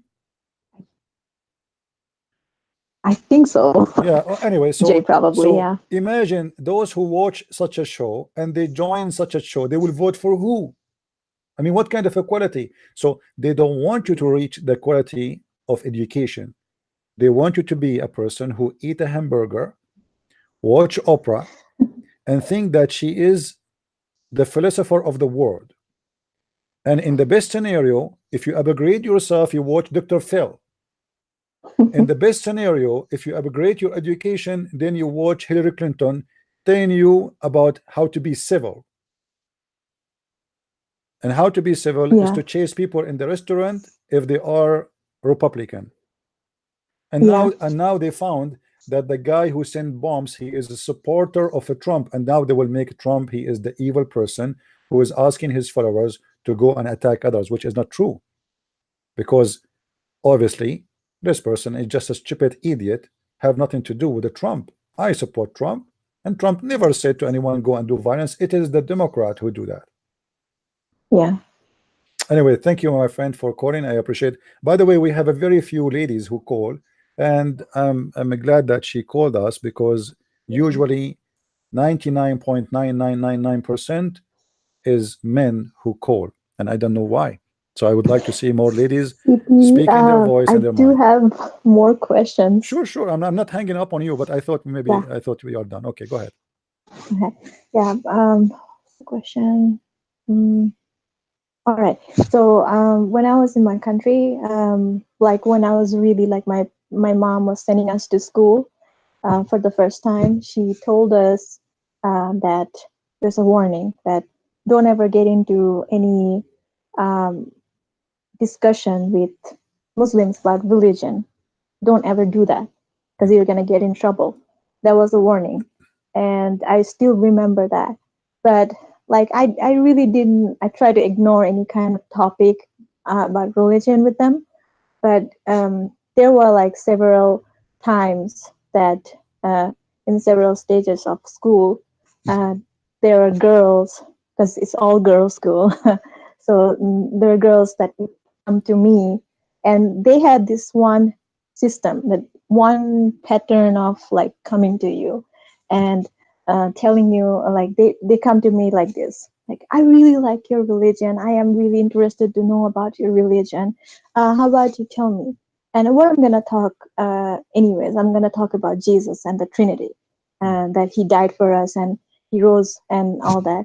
And once I start saying that he's the Son of God, they just stop me there, and then they would not let me speak. Then they would start talking about everything. That was a trap, actually. Like basically telling me that taking me to the point so that they can say that Jesus is not a son of God. How can God have a son? And they keep on talking, and I keep on listening. And that's the thing. They say their they thing, don't want really, and then first of all, yeah, they knew that you have a weakness, that you cannot be, you have to be only in the stage of defense, but not in the stage of yeah, offense. And that's why they yeah, are asking you the question, because now you are weak, you are a Christian, you are a minority, and if you say something wrong we don't like, we can kill you. yeah, yeah. This is why they are But so brave to debate you in Islamic country, but there's no debate in Islamic country. It's one-sided conversation. yes, yeah. So, but the thing is that they always come and with the same pattern. They first like act like that they're really genuinely interested, and then you realize that they're not. That was just a trap to like take you to that point of Trinity, and then attack you based on Trinity. You're attacking Jesus as and God and Holy Spirit. Did that happen to you too? Like, did they approach you to like that when you were in your country? Yeah, you see, for me the story is different, because as I said, it depends where are you and who are you. And where I was and where I live, I'm not afraid of Muslims, and the Muslims have no really control of who we are. So if a Muslim, he asks me a question, he will get the answer, and the answer will be very painful. But Yeah, you cannot but go, you would like you cannot still go, tell them. yeah, you cannot go, like you cannot say extreme words. You don't have to say it still. You have to say it like, let us say, in a nicer way, but not like in Mhm. Pakistan. I know how evil there it is. You know, if a Christian person he said anything, they might even burn him alive. You know, so Yeah. it depends where are you. You know, you have to be careful because this is a very aggressive, violent religion. However, for me, I never hesitate to say that Muhammad is a false prophet, and I never hesitate to say the truth that this is why I'm a Christian. I remember once a Muslim, he told me, "Why you don't believe in Muhammad?" I said, "What do you think? What do you think a reason why somebody don't want when you just said I don't believe in Muhammad? What exactly that said?" He said, "That's mean you don't believe he is telling the truth." I said, "You said it, not me." You know, Yeah. I said to him, "You said that, not me." You know, so Yeah. you have to say it, but in, let us say, in a smart way. Why you think until now I did not convert to Islam? He said, because obviously you don't believe he is telling the truth. I said, you said that, not me. Thank you. You just did the Yeah. truth, you know. So there is many ways to say things in a smart way, but Yeah. when you are a person who have the freedom, like now I live in America, I can speak my mind, thanks to God, and therefore I'm going to say it as it is. Yeah. And one last question. It's when something happens in America, mainly, say when America attack Islamic country in Middle East somewhere, all the time the reaction is the people in my country used to, like, you know, bomb a church or like go blow up some places where there's Yeah. a Christian gathering. Yeah, Does no. that happen to the Middle East too? Yeah, this happen all like not where I live and like me where I'm coming from, but as an example in Egypt or in Jordan, you know. So when you when something like as an example, when the Pope he said Muhammad he brought nothing but evil, you know. Yeah. So what the Muslim did, they start attacking churches in Egypt, in Jordan, or in an areas where the Christians are really little minority. So they started throwing rocks at the churches, burning them, even they killed the Christians. But it's not those who they are there, they did that. It was someone who lived in Rome. So Yeah. people, they need to understand that when you say something against Islam, Muslim they try to hurt Christians in the Middle East. So always we are, or in the Pakistan or in Bangladesh, where they are minority. Yeah. You do it, we pay for it. And I'm not saying, by Yeah. the way, I'm not saying that the Pope should not say that. I encourage him to say that. He's just saying the truth, and we will not be intimidated by violence. We will not let that happen. So they try to silence you. The violence here is for a purpose to try to scare you, so you will never say again Muhammad is a false prophet. No, I will say that, and go and do your best. Your violence presenting nothing to us except how evil your religion is. Yeah. And proving our point. When the Pope he said Muhammad he brought nothing but evil, and then you start killing people in the street just because they are Christians, well, you just to prove his point that Islam is an evil religion.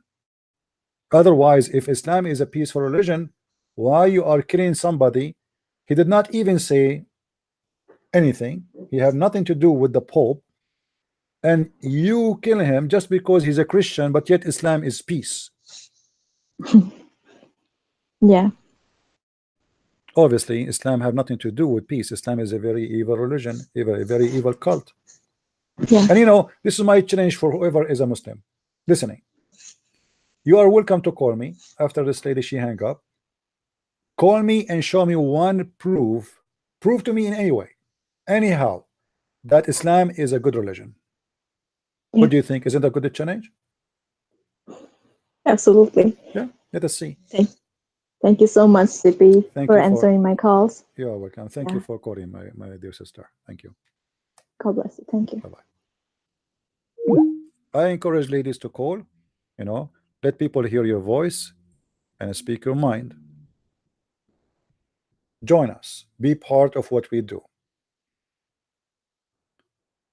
You know, it's good to be a listener, but it's good to be part of doing good. People who don't want to speak their voice or speak their mind, they have no voice. Nobody will hear you. You don't exist.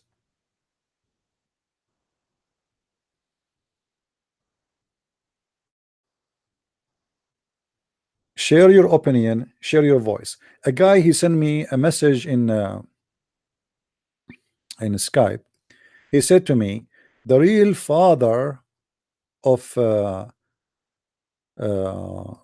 Obama is not Kenya. My friend, everybody know the CNN went and interviewed his brother in Kenya, and Obama, he agreed that his brother is from Kenya. So his father is not from Kenya, but his brother is in Kenya, and he's a Kenyan citizen. Thank you very much. I mean, who care even anyway who is his father? And how we know even who is his father? The father of a man is whoever slept with his mother, and that will not make any difference for me. What make a difference, I judge the person by his fruit, not by his father. Like somebody told you I have a problem with his father. I mean, even the mentality of people are very weird. I'm not talking about Obama, that he's a bad man because he have a father, his name is Hussein. We have just a caller who is an ex-Muslim, and I'm sure his father name may be Muhammad or Ahmad or Hussein. What does this have to do with my topic? We judge by the fruits, not by the name. Jesus said, from their fruits you shall know them. He didn't say from their names. You can be Christian Prince, but you might be the devil. You can call yourself Jesus, but you might be the enemy of Jesus. What the name have to do with anything?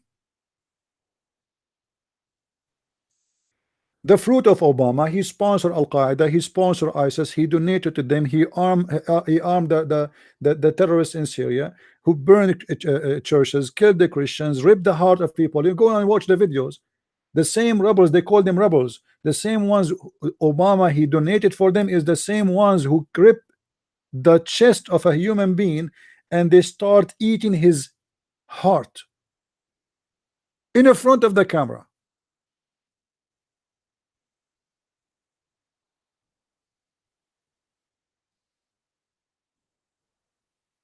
That is the truth.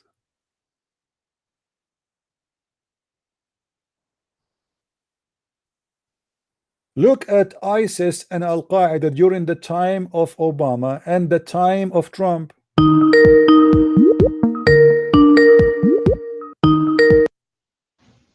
Hello? Hello. Hello, how are you? I am well. How are you? I'm all right. Here we go. I am We start hearing ladies now. That's good. Go ahead. I am Debbie. All right. My name is Debbie. I'm married. Am I echoing? No, you are fine. Go ahead. Okay. Okay. I'm married to a Turkish Muslim. Okay.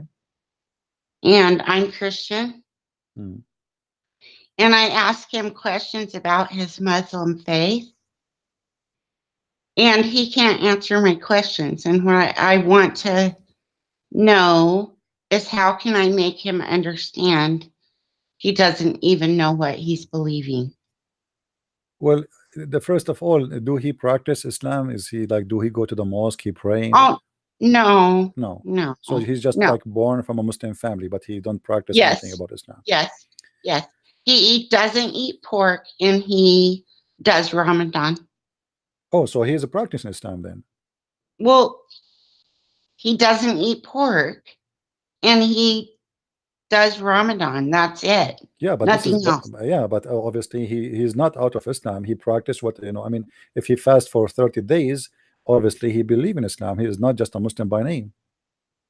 Okay. You know? And so how? Yeah. So I don't know how to say I don't understand. Okay, so I asked him at one point, why don't you eat pork?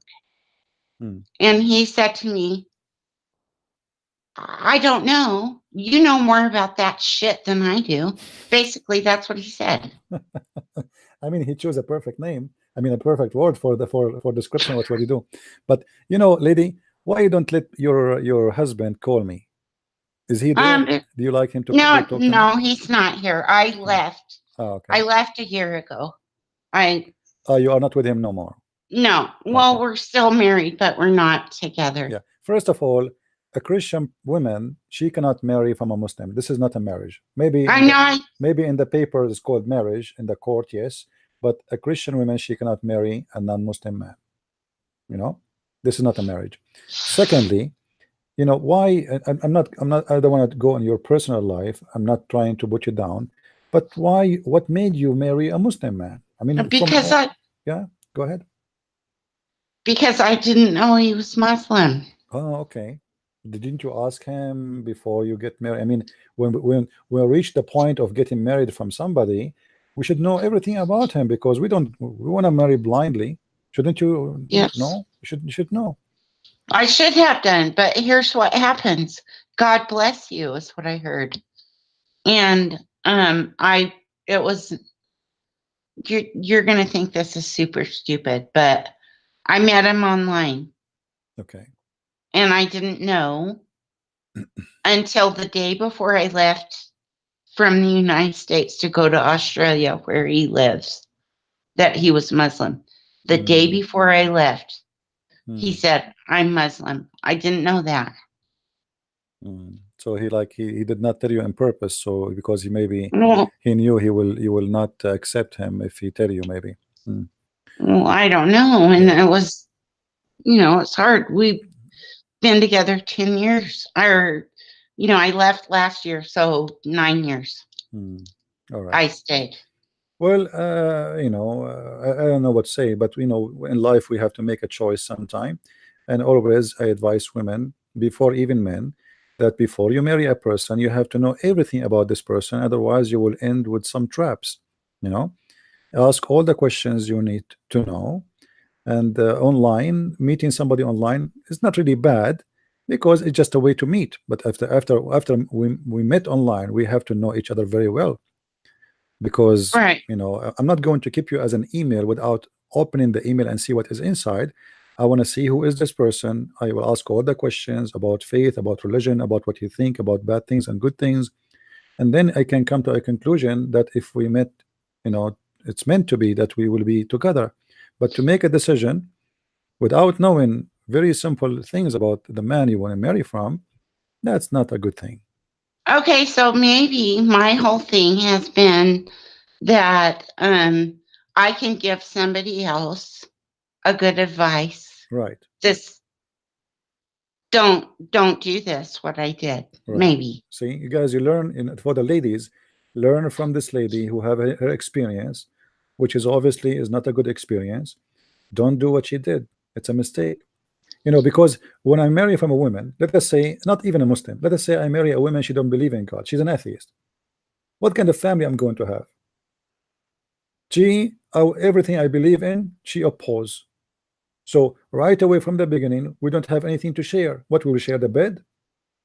You do not need to get married to share the bed with somebody, because a person who don't believe in God, don't believe anything, he will share the bed with anyone. So sharing the bed, man and women, does not make them wife and husband. Marriage have to be between two believers who believe in the same Lord, and this is why the marriage will be called marriage, because in Christianity, marriage is blessed by the Lord to be united by Him. It's not by the paper of the government. So when you marry from a person who have nothing to do with you, then you are making a big mistake. Is going to impact your life, and then after, what you will do to your children.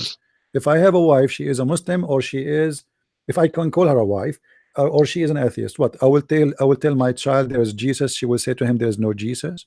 I will tell her that he died on the cross, my Muslim wife, she will say no, it's a lie, he did not.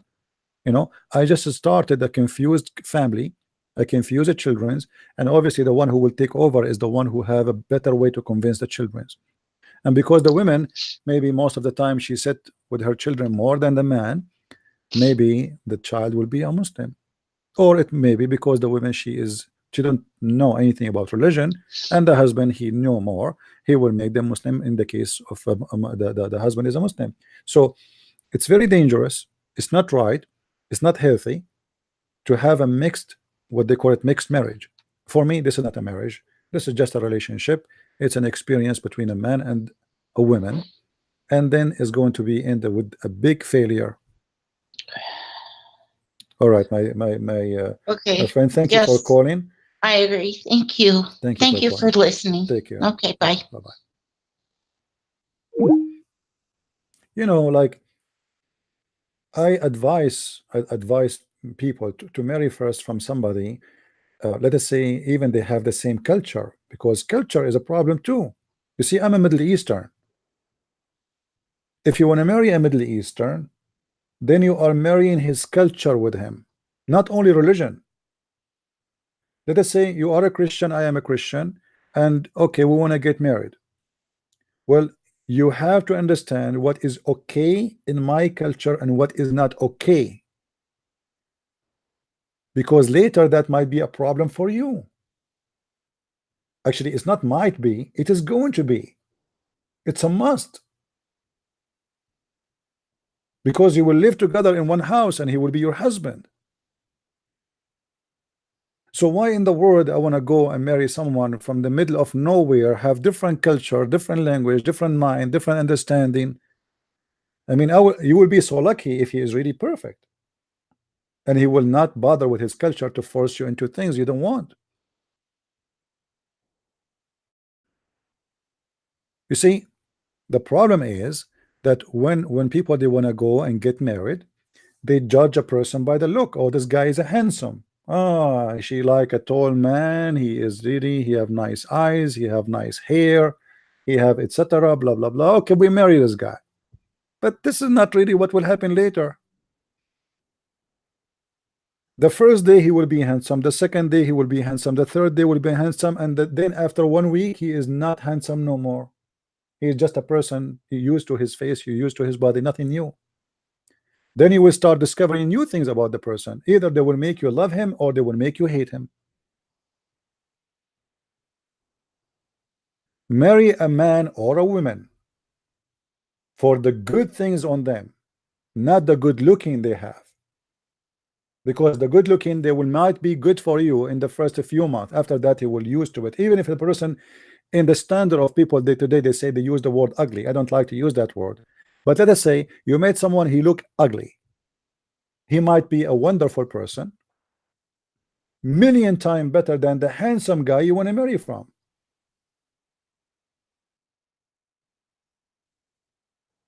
But sadly, people they make decision based on, you know, appearance. It's like a shopping, you know, people they go and do shopping. You ask a woman, what do you like to have in your guy? She will say, I like him to be tall. I remember there is a joke. There's a woman, she lost her husband. They went in tourism, you know, and they went to Turkey. And this Arabian woman, she lost her husband in the crowd, so she went with her daughter to the police to report the missing husband. So the policeman, he asked her, describe for us your husband, how he looked like, so we can look for him. She said he is tall, he have a blue eyes, long hair, he have big muscles, wide shoulders. The daughter, she said, mom, he doesn't look like my dad. She said, shut up, they might replace him for us.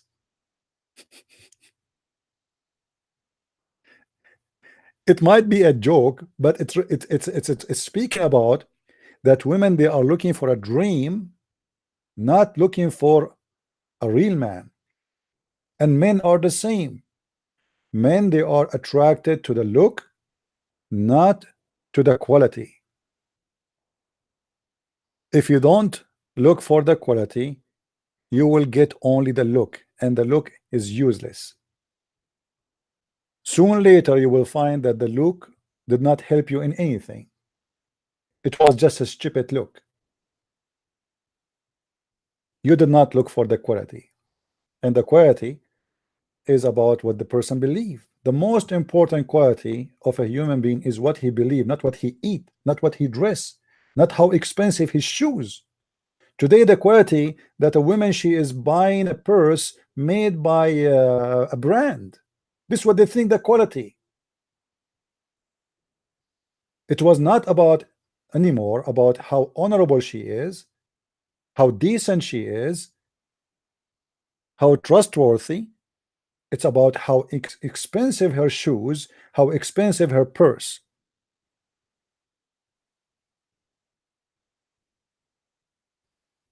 If you are looking for such a thing, you will end with garbage. Always when you want to be involved in marriage, the most important thing is try to talk too much with the person you want to marry from about everything serious. Don't ask him what music he like kids, like teenage. What the music you like? Oh, I like it, etc. Oh, okay, I like it too. And this is not a conversation. You want to know the quality of the person, speak about something serious. Speak about something have to do and touch the value of society, the value of family. Speak about what marriage mean for you. Because maybe for him marriage mean nothing. It's just like a contract. Maybe he didn't even don't understand what marriage. He think it's the same as a girlfriend. This is why divorce is so easy these days, because people, they are not getting married, they are just signing a contract to live together, so we can get a lower tax. So they marry this year, next year they divorce.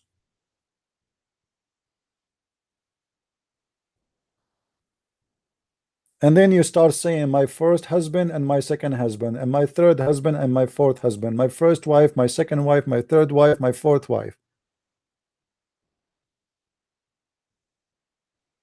No, I am not a marriage counselor, but I feel sorry for our sister here, you know, to have her experience. I remember once I was in Paltalk and I was debating with the Muslim about beating women in Islam.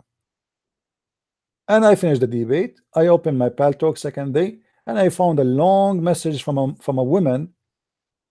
Long story, long message.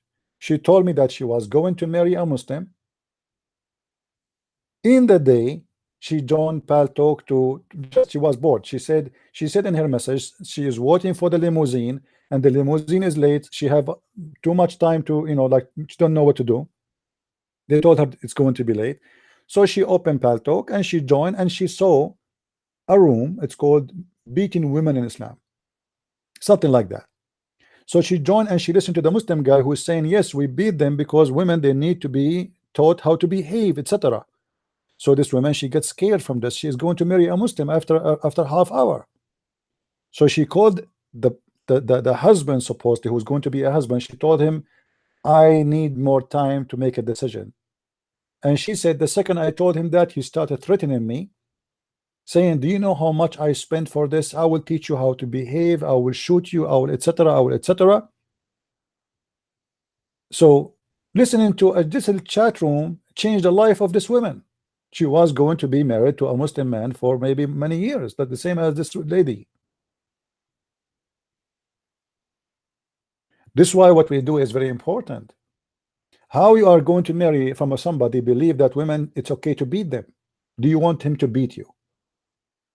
How you can marry from somebody believe that he have the right to marry 4 women, which means if he sleep with second woman and third woman and third woman, this is not a cheating for him because he have the right to have 4.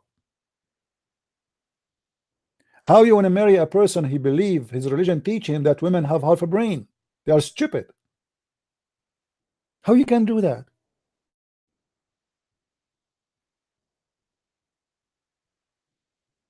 So you are gambling, you are risking your future, you are risking, you know, you will not live long.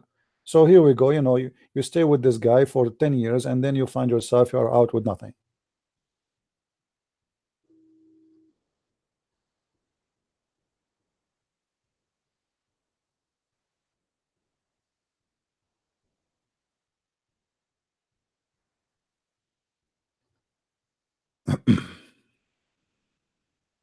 Do we have any Muslim would like to call us? Somebody saying CP have a broken heart too. He has what? He want to get married too. Yeah, I want to get married too, but my heart is not broken, my friend. Why my heart is broken? You see, I am not married because I want to do things in the right way. I'm not going to just to marry a woman just because she is a beautiful woman. All women at the end of the day, they are women, and all men is the same, but there's a quality you have to look for. But people do, they get married usually because supposedly this is what you should do. When you reach certain age, you should get married. That's not really the reason for marriage. If you do it for that reason, you will have a failure. You marry when it is the right time to marry the right person, not because your mom and your parents, they keep asking you why you are still single, not because you are lonely. You see, a person who marry a man or a woman for being lonely, well, you better have a dog. You are not really getting a husband, you are getting just a dog, or you are looking for a dog because you are lonely. This is not a reason to get married.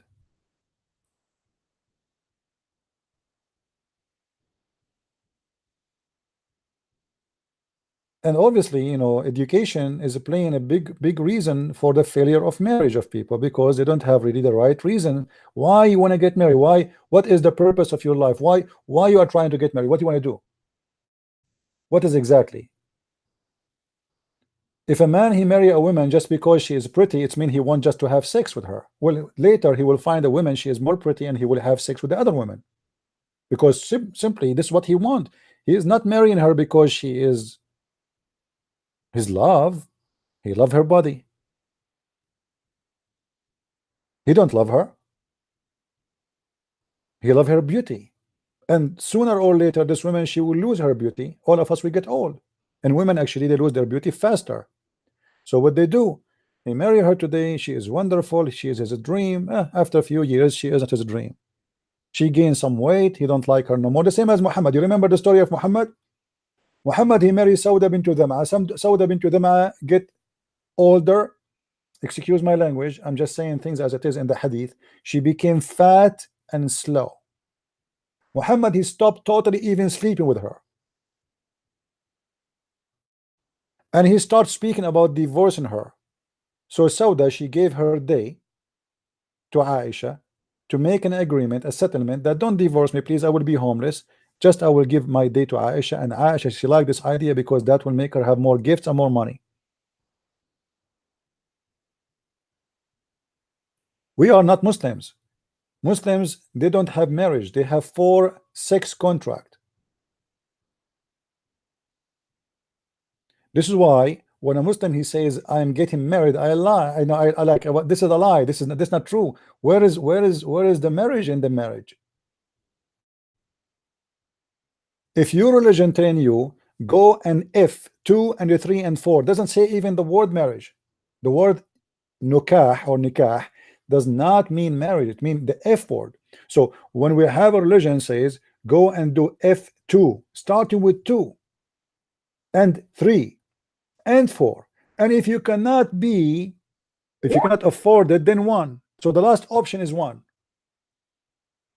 So having 1 wife is the bad choice in Islam. It's for the person who cannot afford.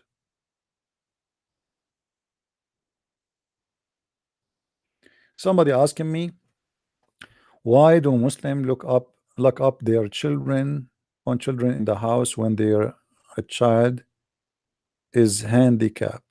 Well, the Muslim, they have an idea that handicap is a person who is cursed. But Muhammad, he copied the statement of Jesus about handicap, and he said, no, this is not a curse. You know, remember when they ask why this person is a blind, maybe he's cursed. This is when they spoke to Jesus. So the reason Muslim they do that, because simply it's a savage behavior. They think that a handicap is bringing shame to the family, is bringing a bad image to the family. So they hide him and they lock him up in their house. He don't go out, he don't see anyone. This is why they die fast. But in fact, handicap, why handicap will bring a shame to you? I mean, he's a handicap. I mean, what? You don't know even what he's doing. He's just a person who have an illness, maybe. Let us say he have an illness in his mind, in his brain. But this is not really about Islam as much. It is a society which is having a lot of sick behavior.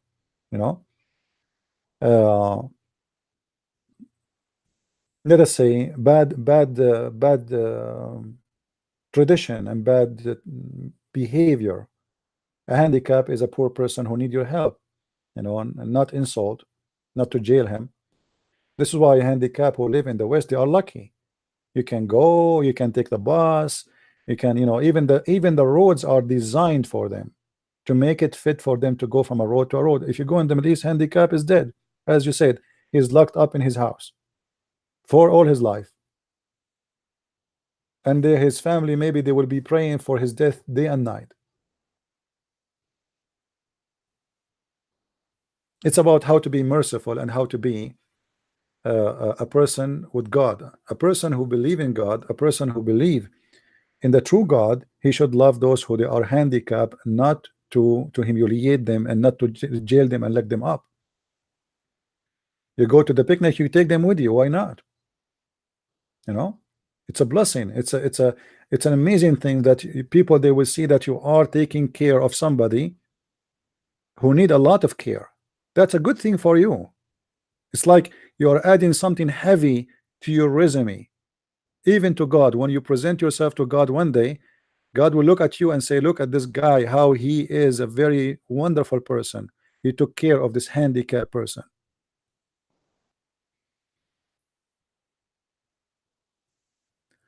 Do we have any Muslim wanna call us? We go back to Islam is a way of life. Now, how many of you is convinced that Islam is a beautiful way of life, as the Muslim Abdur, he said to us in the article? If there is any Muslim is convinced that Islam is a beautiful way of life? You remember the article here?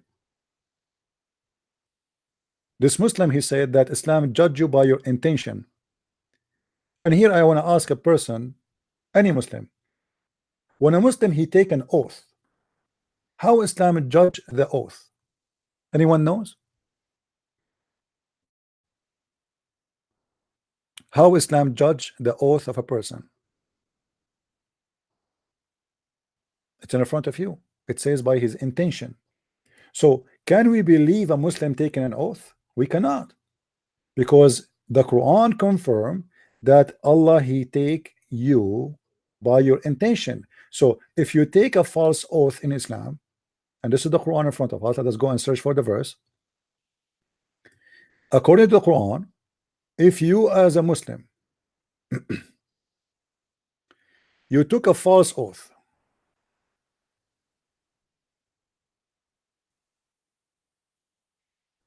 Allah will not judge you by the false oath. Allah will judge you by your intention.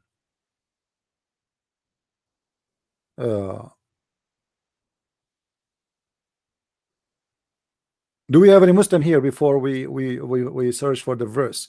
Do we have any Muslim? He disagree with me.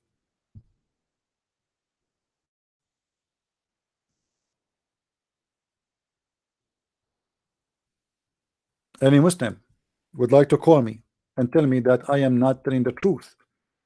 That in Islam a Muslim is required to tell the truth, and he is required to take oath only when he is serious.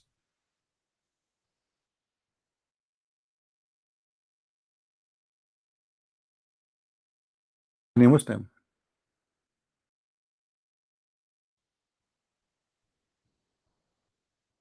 Anyone? Look like there's no Muslims, or we need to call. Let us go to the verse now.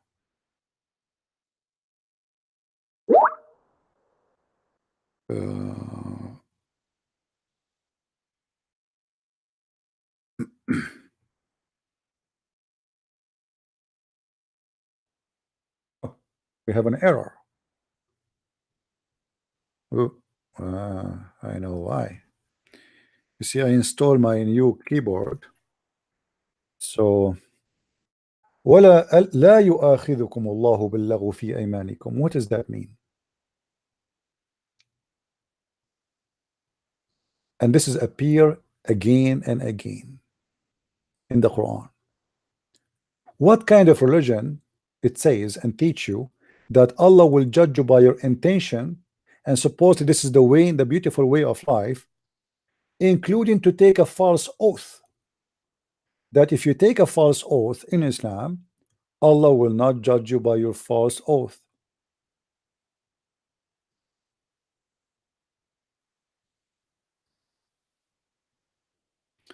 A Muslim man, his wife, she asked him, Are you married to another woman? The Muslim Abdul will say, I swear by Allah, I did not marry any additional women. How you can believe the oath of a Muslim when the Quran says Allah will not take you accountable for your false oath? And the verse in the front of you. Any Muslim? So when a Muslim, he says to us in the article, Islam judge you by your intention, that is a bad thing, is not really a good thing. I mean, because the intention of Islam obviously is deceiving. So we have to look first for the word intention, what that word mean. In Islam, if your intention is to lie, Allah will not judge you. He will judge you only if your intention is truthful. This is what the verse is saying. If your oath, if you took an oath and your intention is to tell the truth, then Allah will judge you. But if your intention to tell a lie, Allah will not judge you. A Muslim, he will say to you, no, no, no, it does not mean that. You know, your wife, she asked you as an example, am I beautiful? So you say to her, for sure you are so beautiful. But your wife, and this, by the way, I'm saying to you what Muslim said to me before, I'm not making things up. He said to me, if your wife, she asked you, am I beautiful? And you said to her, no, you are ugly. That will cause you trouble. So you will say, I swear by Allah, you are so beautiful.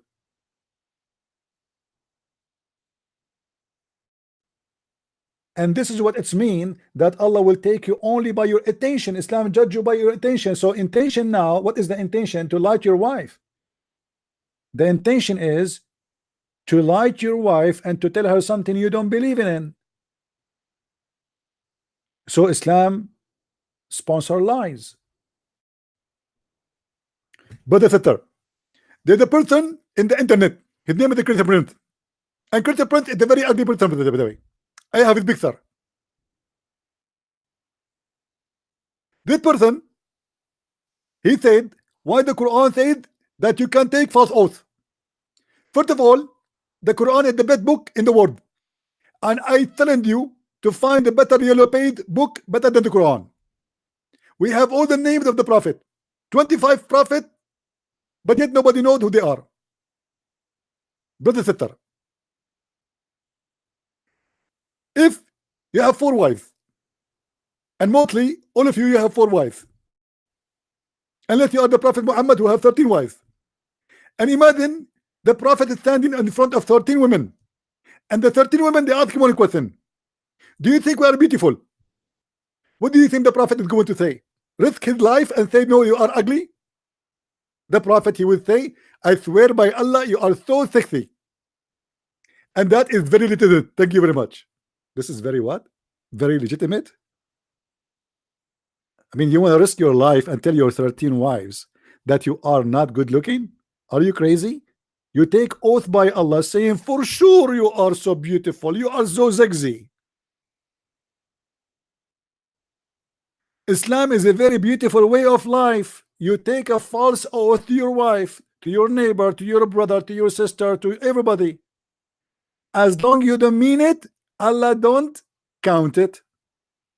It's a beautiful way of life. I mean, how beautiful can it be more than this?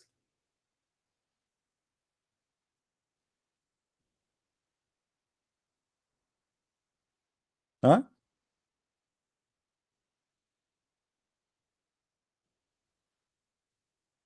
Islam is the best way of life, my friend. You see, actually, in the same website, there's a smart guy there in the same website here. He said this. We are reading what it says here in this website. This person, he called himself a definite no. So this is the name of his article. His name is David. He said Islam is a violent totalitarian ideology responsible for much of conflict we see in the world today. An estimated body in the world, but that is 270 million people.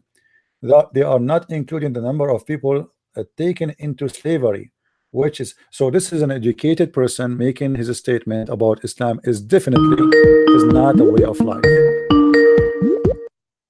Taken into slavery, which is, so this is an educated person. Hello. His statement yes. About, if you please mute, it's Christian Prince.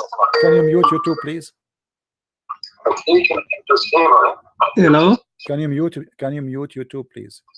Mute. Do you want me to mute? Yes, because we have an echo. All right. Go ahead, my friend. Hello? I hope you did not mute your microphone. I said mute YouTube. All right, CP. All right. Now I hear you. Go ahead. No, still your YouTube is working. My brother? Mute, exit YouTube or you mute the speaker in YouTube page. So yes, we I will did. not hear ourselves twice. Okay, go ahead. Yeah, yes, I did. Now I just wanted to make a contribution in terms of the deception and the oaths. I remember Surah Al-Tahrim, I believe it's Surah 66, where Muhammad, remember the story of him sleeping with the concubine, the Christian concubine, Maria Kiptia. Yes. When Hafsa had gone to visit her dad, Umar bin Khattab, and then he come back and finds her husband with the concubine, with the slave, and then Muhammad had to break the oath because he swore that he will never again sleep with this lady. Right.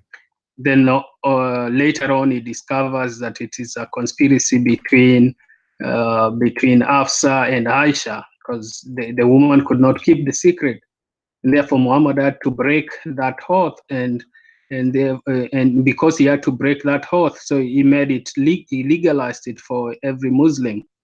Now they can break their oaths. Yeah, for sure you are right. Actually, Muhammad, there is a reason for verses in the Quran to come. Muhammad, he made an oath to his wives that he is not going to sleep with the maids, which is servants. They are slaves owned by Muhammad and their wives and his wives. They came home, they found Muhammad sleeping with this women. So the women, they went crazy and they have a strike against him. They cause him a big problem. So he swear by Allah that he will not sleep with this woman no more. But then Muhammad, he got horny again, and this woman is so beautiful. So Muhammad, he have to make a solution. So he said to them, look what Allah he gave me. This is a chapter 66, the verse you are talking about, verse number 1. Yes. O Prophet, why holds thou forbidden what Allah has made lawful for you? So Allah made lawful for the Muslims to have sex with their slaves. But in fact, the Quran, yes, made it lawful to have sex with the slaves, but those slaves are slaves from war. You know, CP, when I was young, I could ask the Sheikh about this the first time I came across it, and they told me it was about honey, that the Prophet went in the interpretation they say it's honey. But how this can be anybody can believe in this, because simply why Muhammad will make himself forbidden from eating honey? They say because of smell, but honey don't make smell. Since when honey make a bad smell? That's true. Secondly, Muhammad, he keeps saying to the Muslims, drink honey, and suddenly he forbid the honey. It doesn't make sense. And why, if a wife, she said to him, I don't like you to drink honey, why he forbid himself from drinking honey? Does that mean Muhammad is a potato to the point he just stopped eating something just because his wife, she don't like it? That is a joke, And how Muhammad, he give us verses in the Quran about the benefit of honey, and yet he forbid honey to himself. Same time, here we have another problem. You see, the Muslim, when they would try to fix it, they make it a blind. So if Muhammad, he forbid the drinking honey, that's mean Muhammad is a person who fabricate law. Because if there's any Muslim listening to me, feel free to call. If you are saying that Muhammad, he forbid himself in this verse from drinking honey, that's mean he is willing to make false forbidden issues. And remember, the Muslim, they follow Muhammad blindly. So if Muhammad forbids something, the Muslim, they will forbid it too. So Muhammad cannot be a trustworthy just because your wife, she asked you to do something, you forbid it. What if his wife, she asked him to forbid the cheese? You know, I realized this thing was false, because when I went to ask the second sheikh, he told me it was about ginger. That I don't know whether I'm using the right English. How he will forbid ginger if the ginger is a promise in the heaven? So now I became confused. Now I have two sheikhs, they're giving me different things. And then I read another tafsir, Quran tafsir, and it was talking about Maria Kiptia. So then I said, if Muslims, how comes the Shia are not agreeing on just a single verse, Surah 66 and its interpretation? And then I realized it's not just that verse alone, but so many other things they cannot just agree. Yet they are telling us that that the Quran came from the Prophet Muhammad, and it is the way it was, in the 6th century. It is the way it is right now. The funny. So why the differences? Yeah, the funny, they call this interpretation, right? Yes. So after all this interpretation, we became more confused. Where's the interpretation? What is the reason? Is it him sleeping with the slave? Is it him drinking or eating ginger? Is it the honey? I mean, what kind of interpretation lead to confusion? No. Yeah. So the last comment I wanted to make was about earlier on. He talked about the politics, and I come from the country where Obama's dad came from, in the village. Okay. And I know like his grandmother and his other half brothers, they are practicing Muslims. Yeah. And even when he comes home, he practices. But when he was over here, he had to hide that. Well, I don't blame him, by the way. I mean, he's a smart. American are stupid. Good for him. What we can say? No. Yeah. It's not his fault. If the wolf wear a clothes of a sheep and you believed him, it's not the fault of the wolf. It's the fault of the fault of the stupid who believe the wolf. No. Yeah. Here when we mention the word the Zanjabil, you see this is the chapter here in the front of us, chapter 76. Actually, here is a very clear evident that Islam is a very stupid religion. Imagine, guys, guy, his name is Muhammad, telling us that God, his name is Allah. He promised me that in the heaven of Allah I'm going to have ginger. But anyone knows, but do you know why he promised them ginger? Do you know why? I don't know. Well, this is the favorite drink for the Arab in his time. It's like, when you go to today, it's coffee, like saying coffee. So Muhammad, he when he promised the Arab that you to my heaven, you will have your favorite drink. You will have Zanjabil. So look here. It says here, and they will be given a drink of their cup of wine mixed with ginger. Who is the one who came with this recipe of wine with ginger? The Arab, they do that. So Muhammad, he is promising them that you will drink that there. I know you like you like this is what you like. So don't worry, be happy. No. In the heaven of Allah, you will have this and this. CP, could you read for me Surah Al-Baqarah, verse 225? Al-Baqarah? Baqarah, yeah. Chapter 2, verse 225. Yeah. Okay, what is the question? It's about the oathing. I just remembered about the oathing we were talking about. So if you compare what Muhammad is saying and what Jesus said in Matthew 12:36, that that our yes should be yes and our no should be no. Yeah. and we will give account for every word that we say. Yeah, that's why we say Islam is total disagreement with the teaching of Christ. So Is the opposite. You know, we have you one. can just make promises that you don't intend to keep, or just. You see, even Jesus, he forbid us from taking an oath, because oath is for the one who is lying all the time, and now he want to prove himself that he is in the truth. A person who tell the truth, either you say hey, yay or nay, nay, that's it. Muhammad is teaching the opposite.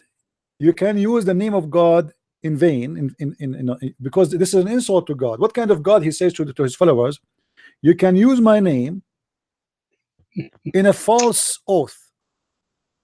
Obviously, this God cannot be true God. This is Muhammad. He is, as you said, Muhammad. He made a promise to his wife. He took an oath. He will not do it again. So let us go around it and say Allah is all forgiven. Don't worry, because Allah, he judge you by your intention. And my intention. Thank you. It was an honor talking to you.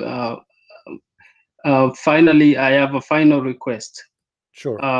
I'm one of the people that I was learning Arabic from you, the classes you began. All right.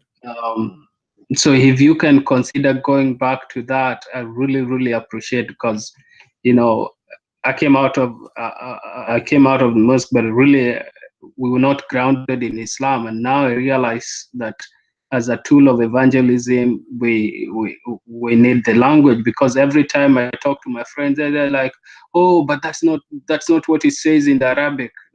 So I really want to be able at some point to not just read, but go a step further in the language. Did you finish all my class, or like the one online? Did you study all of them?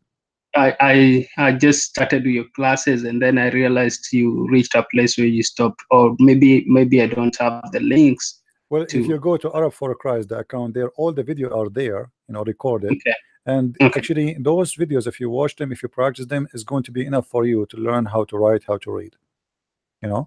It's more than enough, actually. And if you know how to write, how to read, then I can read. Yeah, and then the issue is going to be how to memorize as many words as you can. Like now, when I speak to you in English, learning the grammar will not be enough unless I know words, right? So yes.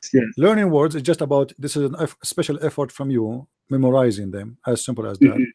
Teaching you how to write, how to read, it's there in the account Arab for Christ, and just follow step by step. We start from the alphabet until we arrive to where it's going to be enough for you to learn totally how to write, how to make a sentence, etc.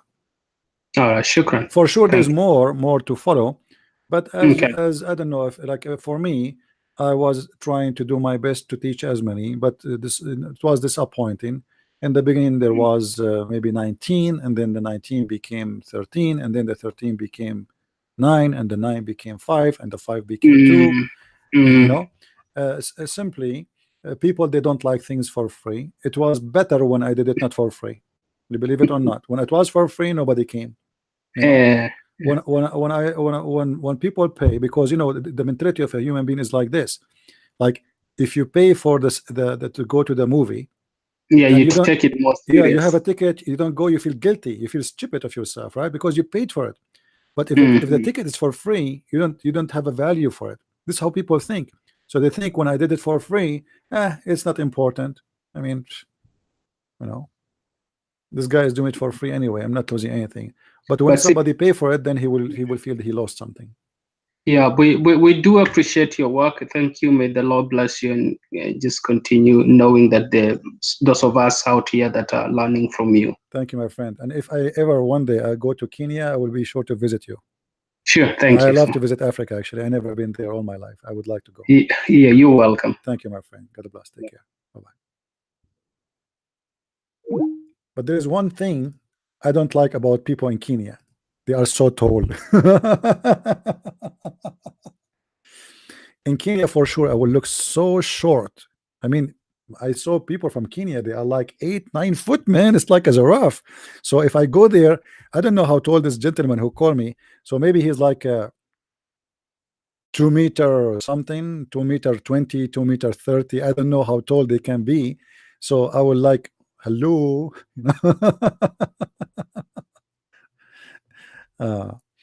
Anyway,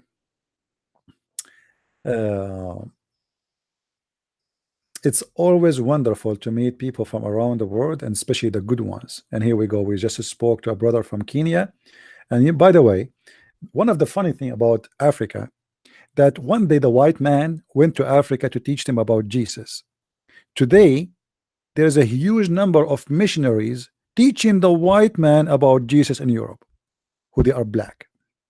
You believe it? Which is really amazing. You see how the Lord work?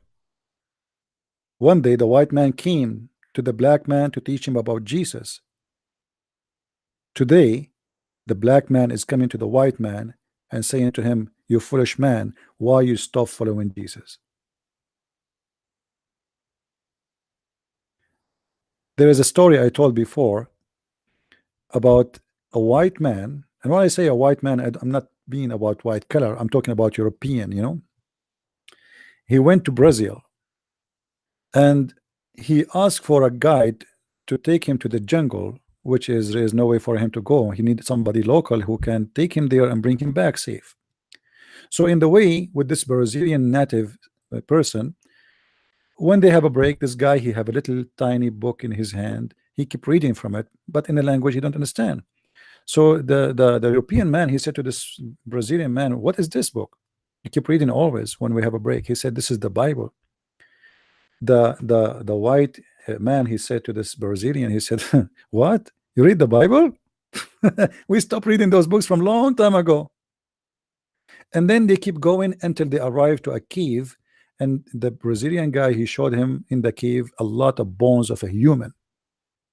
So the white man, he said to him, "So what is this?" He said, "This is here, my tribe, they use to eat people. We hunt literally people, and we eat them. We cook them, we eat them." He said, "And now they don't do it no more. What happened?" He said, "It is because of the book you made fun of. So if not that book, which is in my hand, today you will be in my dish."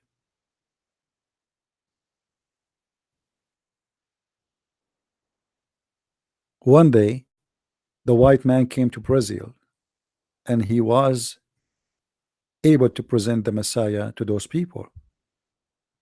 Today, the white man is rejecting the Messiah, but those people are bringing the Messiah back to them.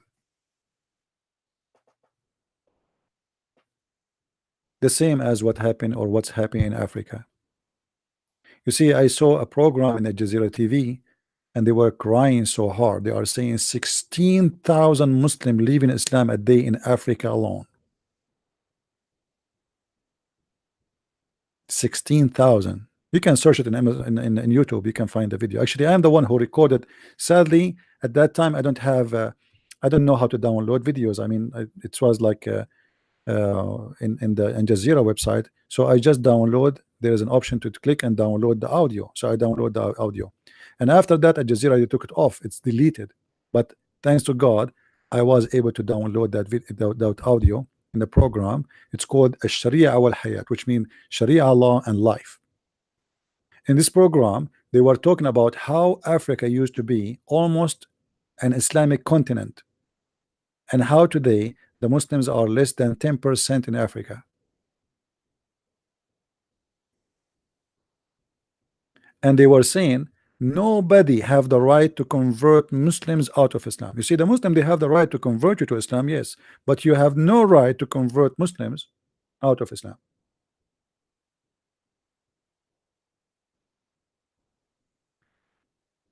Yeah, you can type right now. You can type 16,000 Muslims leaving Islam a day, and you will find the video. I can do it. 16,000 Muslim leaving.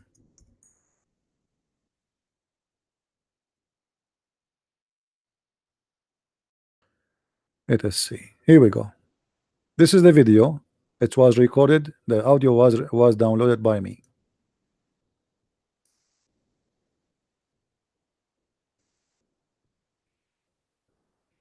And I don't remember really if it is me who did the translation. I'm not sure. However, there is very easy way to know if it's the translation made by me or not. If there is a lot of errors, that's mean I am the one who did the translation. You know what I mean? Yeah. So the interview was between Sheikh Ahmed Al-Qattani and Mahir Abdullah. Both of them, they are Muslims, and Al-Qattani, he is the head of Da'wah, which means like missionary to Islam, to bring people to Islam in Africa.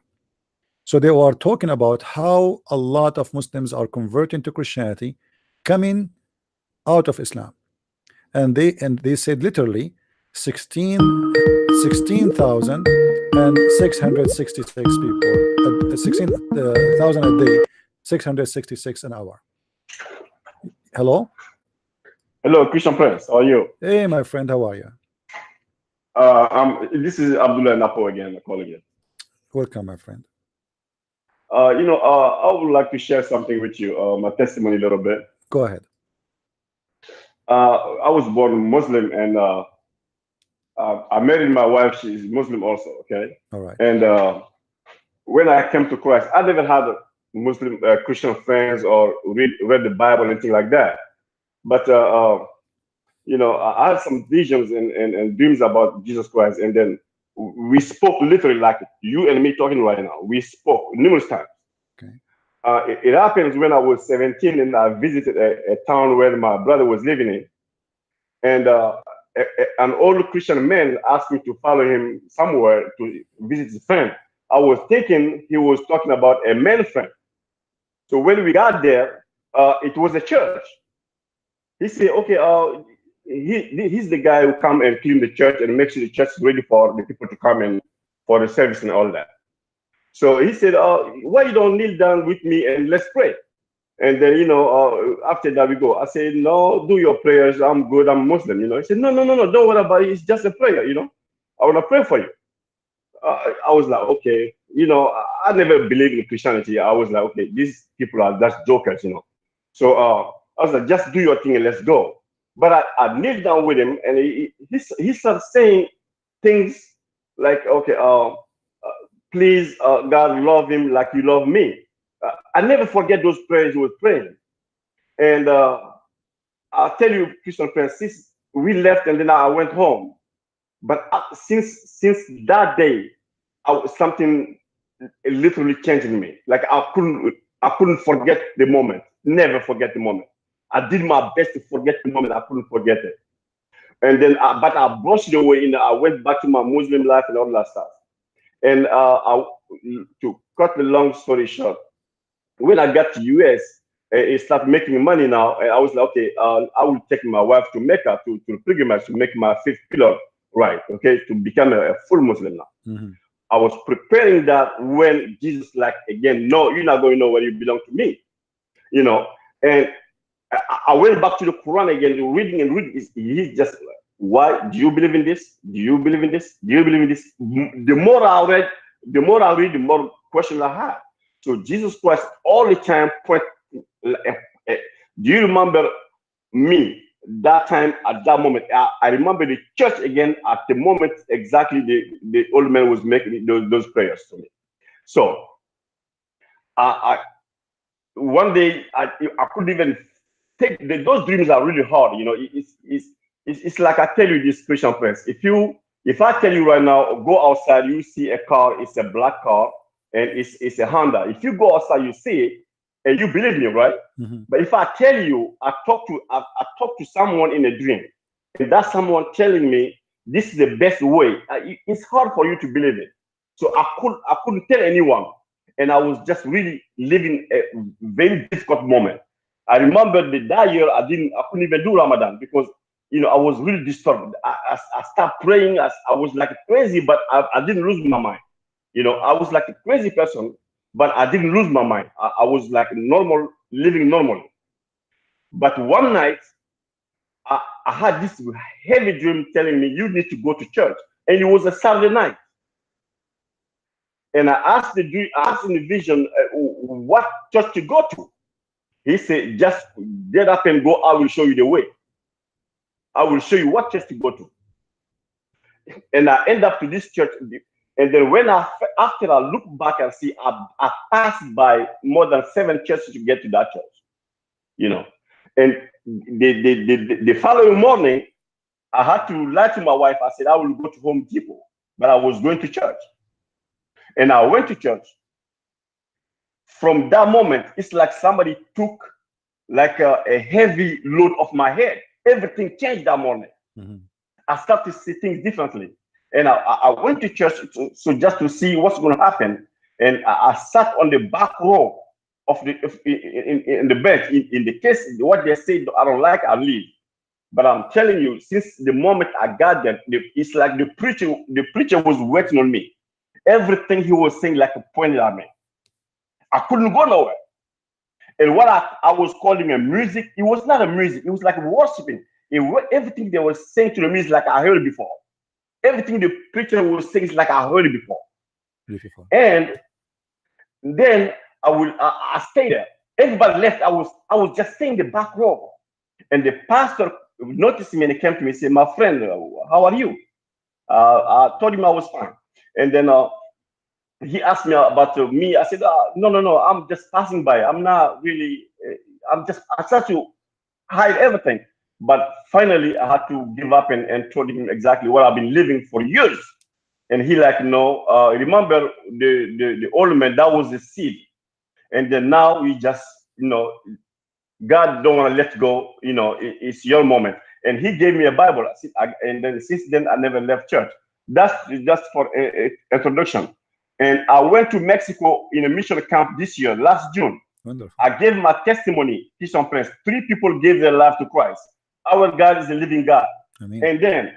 And then when to come to the story with my wife, and when I told her I'm not a Muslim anymore, I'm a Christian, she dropped down and crying and all that stuff. She was really very disturbed.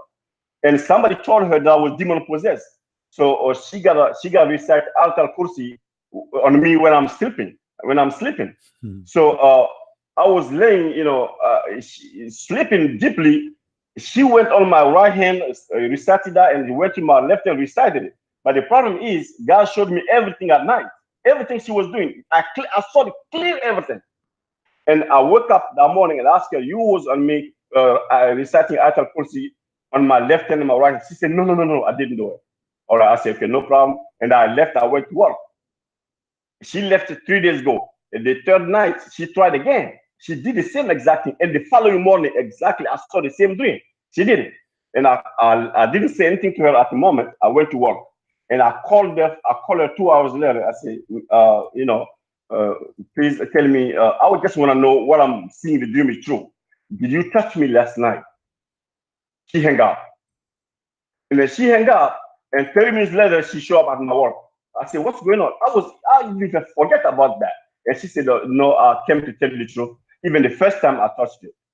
Since that day, Christian Press, she never did that again. And then she don't believe other people telling her I'm a demon possessed, anything like that. She knows something happening. She just don't.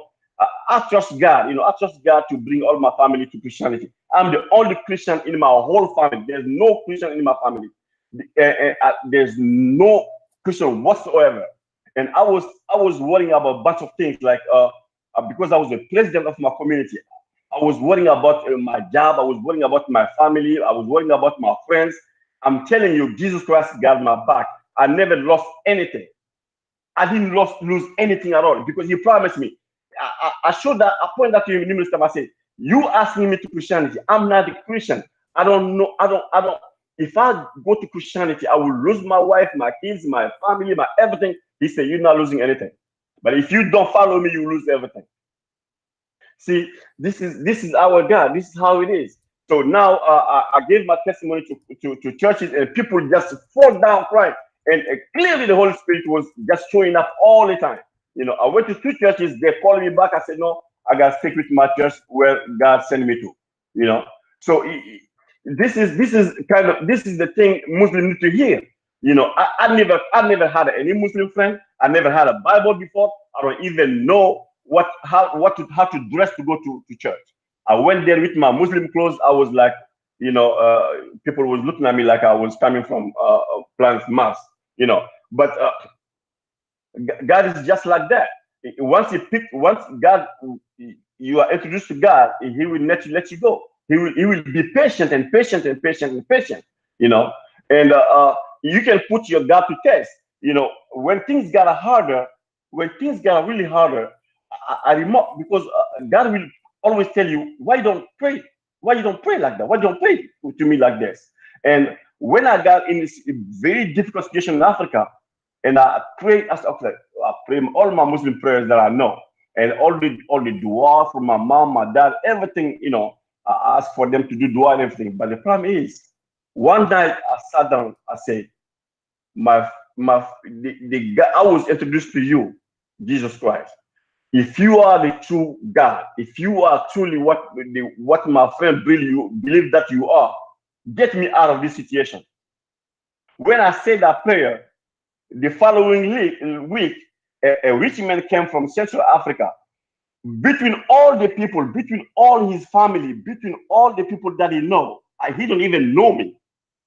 He picked me up. He said, "You, what's your name?" And I gave him my name. He said, "You come with me in Central Africa if you want, and work for me." And I was like, yes at the moment. Yeah, I didn't even hesitate, because someone tell me, this is it. That's me, that's him, follow him. And then I say yes for him.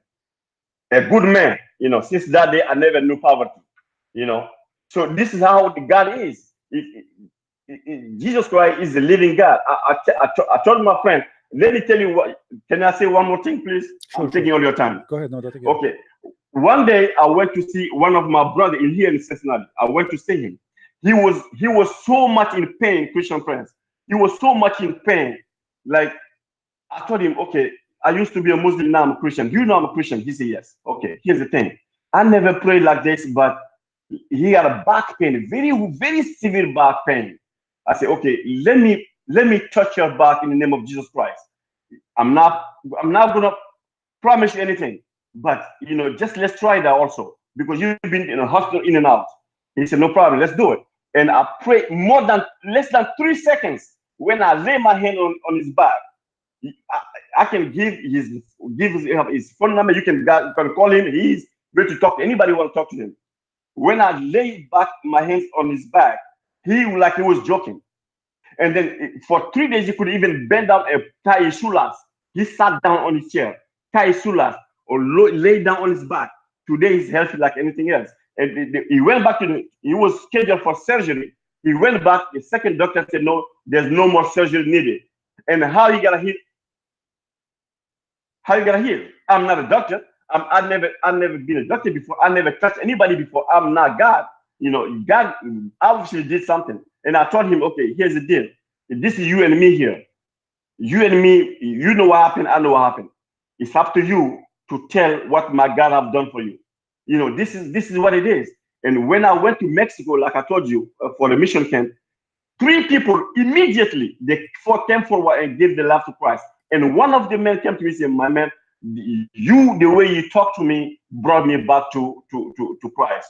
And I take it, you know, don't talk to me. You take God who called me to you. You take him, not me. I'm nothing. I'm just one African guy who came to America to make money, not to look for God. I was not looking for God. God looked for me. So it's just a free gift, and I'm sharing. That's all.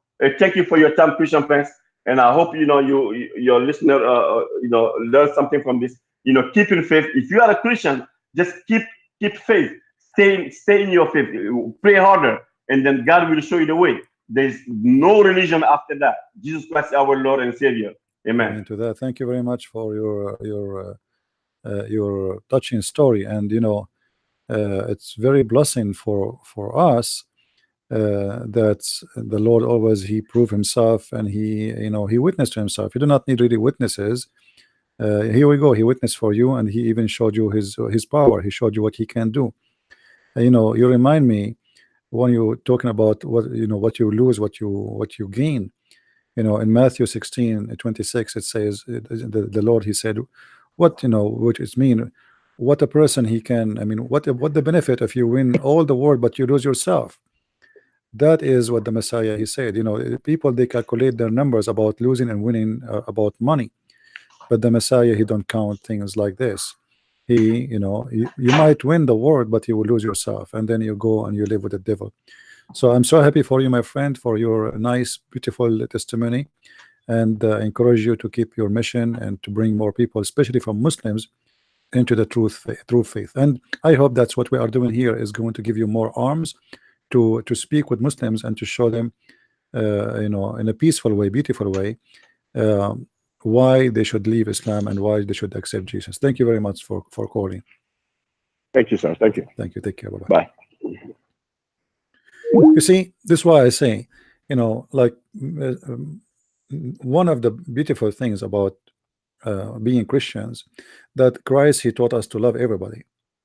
And now this brother here, just not long time ago, he was a Muslim, and today look, he is a missionary, if we can say so, based on what he said, bringing people to Christ. And today look like we are lucky. How many calls we got from ex-Muslims? So it's like an ex-Muslim night. Many people are leaving Islam for a very simple reason. It is the most stupid religion.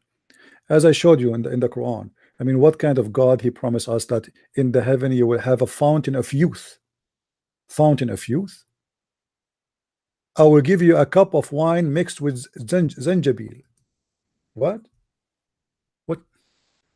Is that the recipe of God? How even a human being, you know, can accept that God will do such a thing? Let's see. We go zanjabil. Read this chapter and laugh. Any translation you wish. Yusuf Ali, Shakir, you know, it's not a long chapter, and you will see that this cannot be God. Food, drink, ginger, little boys, we will be reclining on our couches. This is God talking. God is promising me I will go to heaven and I will have a couch.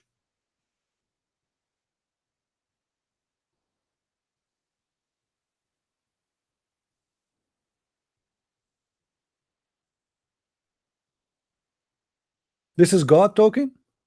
Any Muslim is really convinced here that this is God speaking? The Almighty God is promising me that I will be reclining on my couch. And by the way, he promised me I will have a nice cushion too.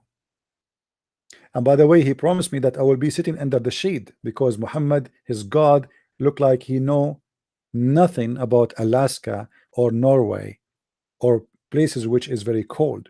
So he think only desert people he is speaking to. So he promised them shade. And then he promised them fruits, because those people don't have a fruits. The only fruit they knew is a palm tree date.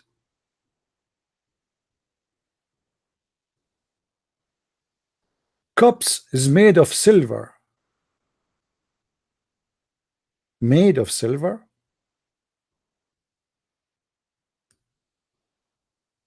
A cup of wine mixed with zanjabil. A fountain of youth, the same one we saw in the movie The Pirates of the Caribbean, is in the heaven of Allah. It's called the fountain of Salsabil. This is God? Truly, I'm really convinced that this must be God.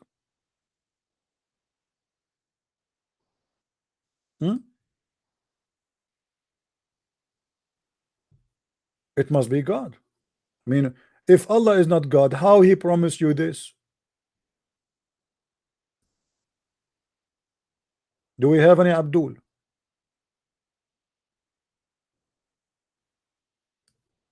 You see? And they shall be made to drink therein a cup mixture which shall be ginger. In fact, it's a wine mixed with ginger. Ginger?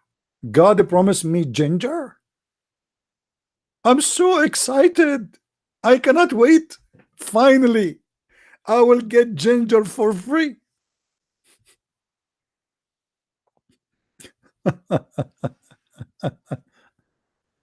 Oh Lord.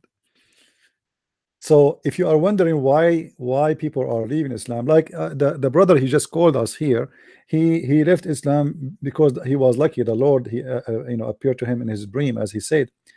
But there's many, they are leaving Islam for different reasons. Islam is the most stupid religion.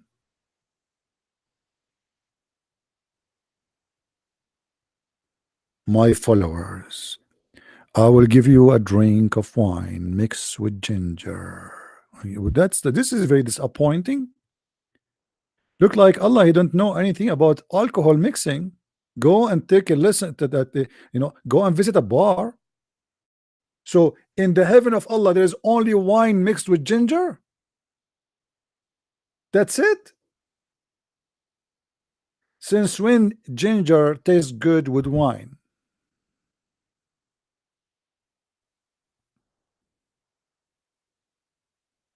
Do we have any Muslim to explain to us what's happening?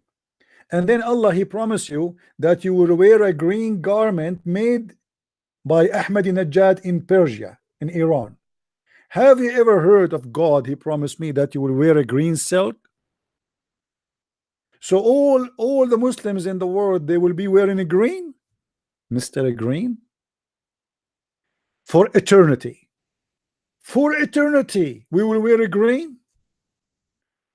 And remember, the clothes in the heaven of Allah will never be ruined, and they will never have wrinkles, and they will never be washed, which means you will be wearing them for eternity. The same garment for the coming billions of years. And all of us, we will be green. What they call them in those in the cartoon, the green midget. What they call them, guys? The cartoon.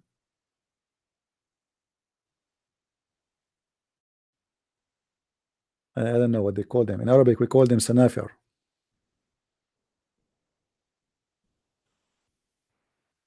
Peep? They call them peep? Okay, I'm not sure. But in Arabic, we have a name for those cartoon, which is those.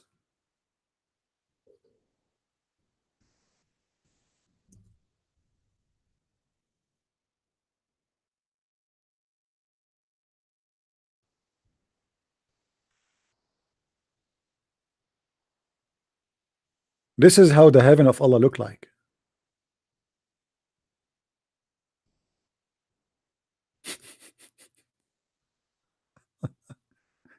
But here you will see a pen, people making a drawing. There is some action in the heaven of Allah. No, there's only two things you do: virgins having sex and eating food. That's it.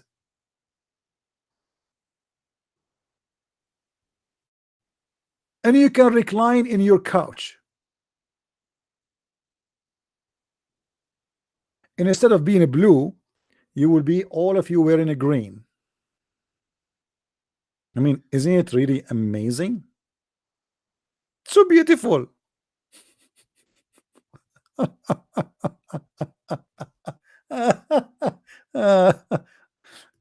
I'm sure many now, they are more attracted into converting to Islam. Finally, we got all the accommodation. You see, the God of Islam is promising you a special accommodation. You will have a couch, you will have a green clothing, it's made from silk, you will wear it for eternity, you will drink from the fountain of youth, so you will be young and you will stay young. It's called the fountain of Salsabil, and Allah will give you a cup of wine mixed with ginger. And then in the top of that, you need to know that the glass that you will drink with is not made from mud. It's made from silver, my friend. Silver, clear silver. What do you want more? And there's little boys who will go around you according to the Muslims and according to their interpretation, and those boys are very, very, very white and good looking according to the standard of Islam. They cannot be black, they have to be white. Everything in Islam, heaven is white. Only white is allowed to enter Islam, heaven. If we go in the hadith,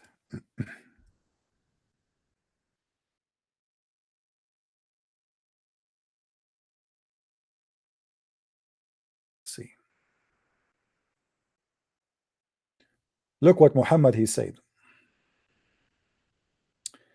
from Aisha, that the Messenger of Allah used to say, indeed your feminine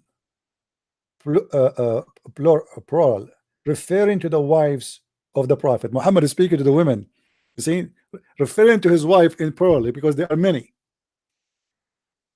A fear is from that which concerns me after me, and none shall be able to be patient concerning you except the patient ones.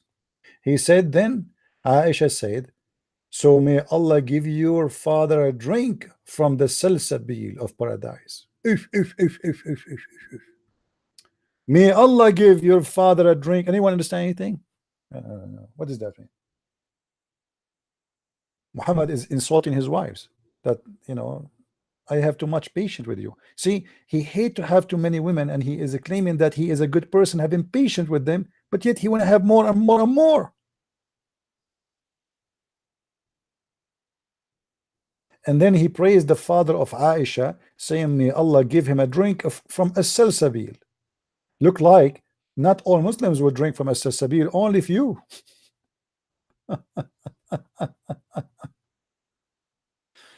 Oh,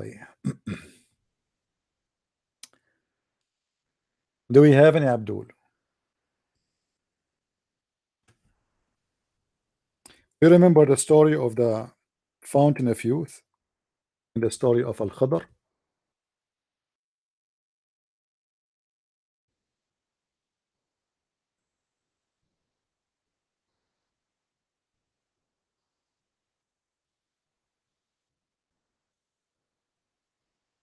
Anyone, any Muslim remember the story?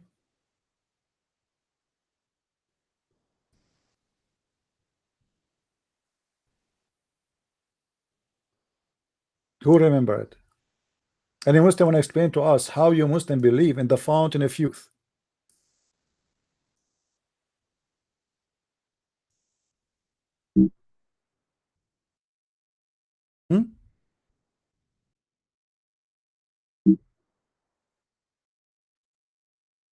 Let's see.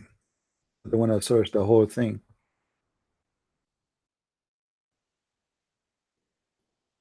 Let us see, where is the story? Is it in this hadith?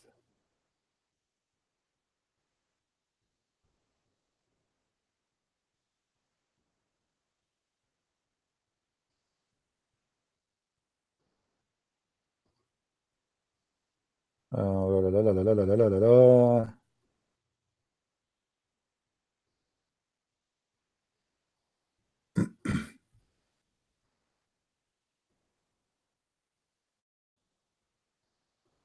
Yeah, anyway, here the story here is a very funny story, and Muhammad here is mixing between the legends of other nations and other names like Al-Khadr. Al-Khadr simply is a name meaning the green, like when you say green, when you say Akhdar, meaning green.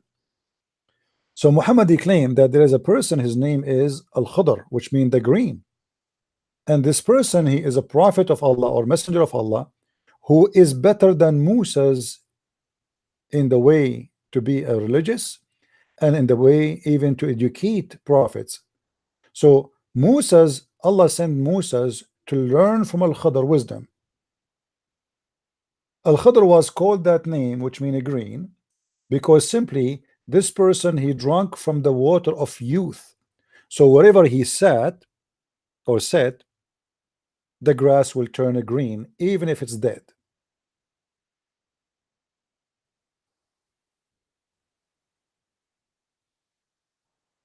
Do we have any Muslim have anything to say?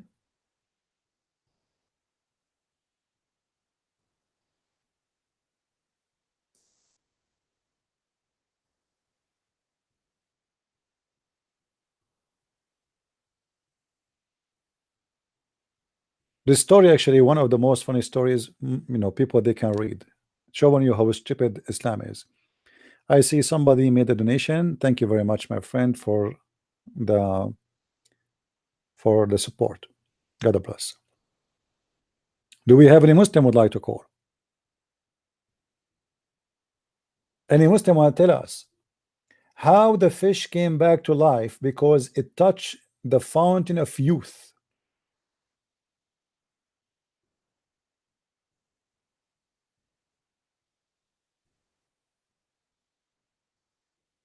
Read with me.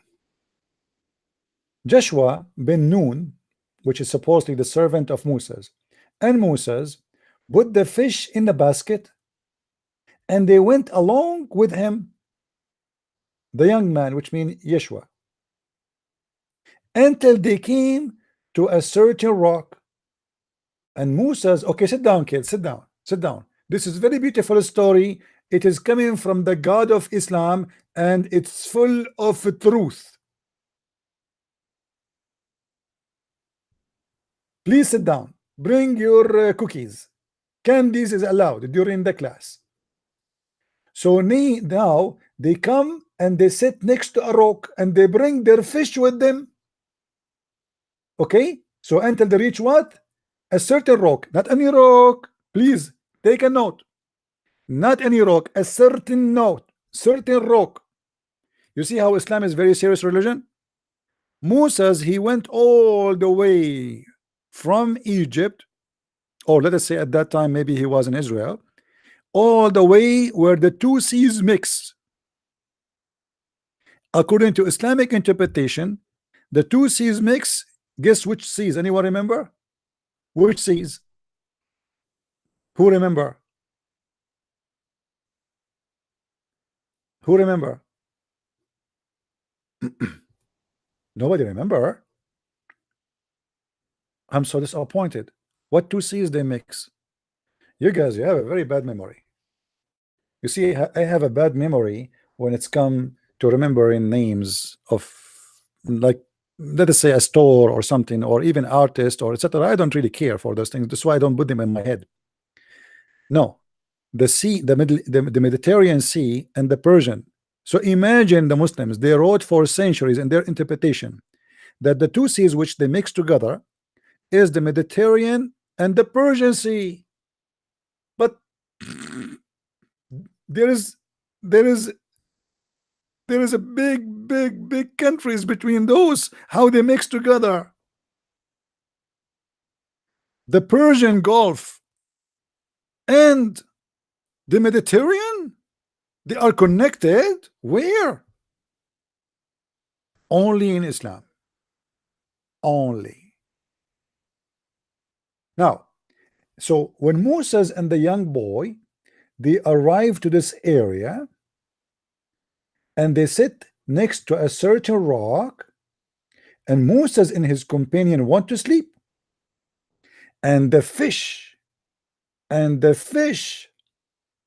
stirred in the basket and fell into the ocean. Like, what? That fish is dead. Do you know how the fish came back to life? Any Muslim can tell us how the fish came back to life?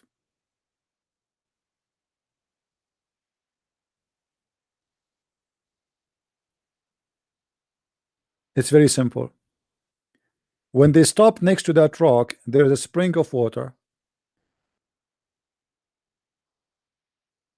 The servant of Moses, he washed his hands, then he touched the fish. The second he touched the fish, the water touched the fish, and as a result the fish came back to life. That's a very true story. Actually, I'm trying to find where it says that the fountain of because they found the fountain of youth. Let me see. Where is the story?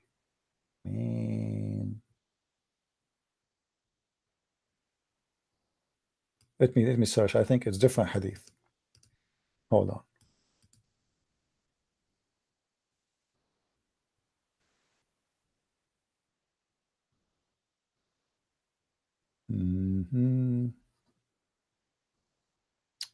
Okay. Where is the fountain of youth? I mean, look at those stories, endless.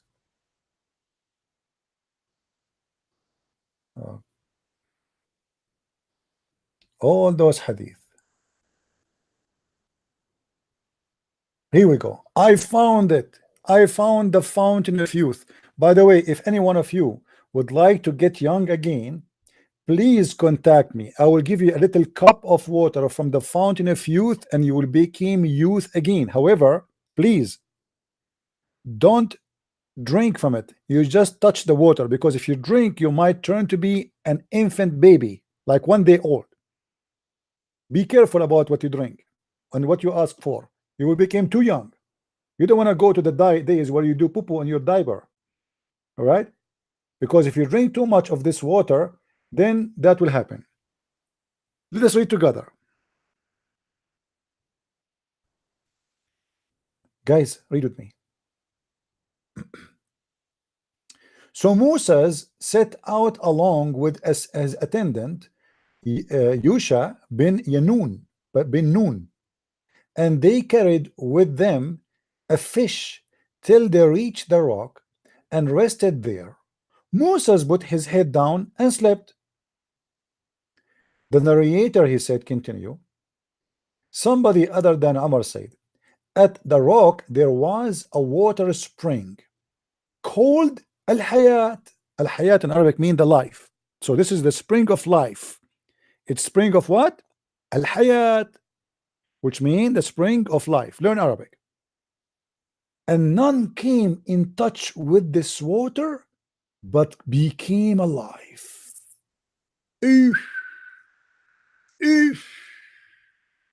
Man, that's astonishing.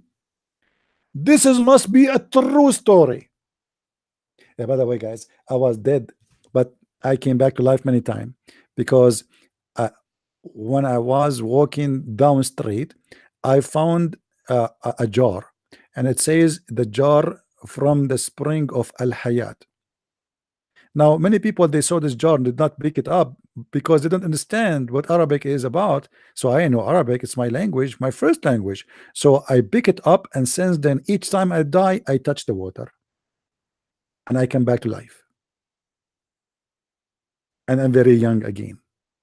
I'm very young, you know. Why? Because of the water of life. This is the water of youth. Ma'ul Hayat. This is what make Mr. Green, the prophet Green in Islam, Al-Khadr, green, because he drank from there. He lived there actually. So this guy, anything he touch, it become a green. And this is a true story. Actually, okay, tomorrow, one day, you guys, you will shake hands with me and you will see how you will turn a green yourself. Just by shaking hands with us. We Arab, we drink always from the water of youth. You see, Jamal Khashoggi was killed by the Saudi. They cut him pieces. I guarantee you that Jamal Khashoggi is going to appear next week alive, because they will get him some drink from this spring.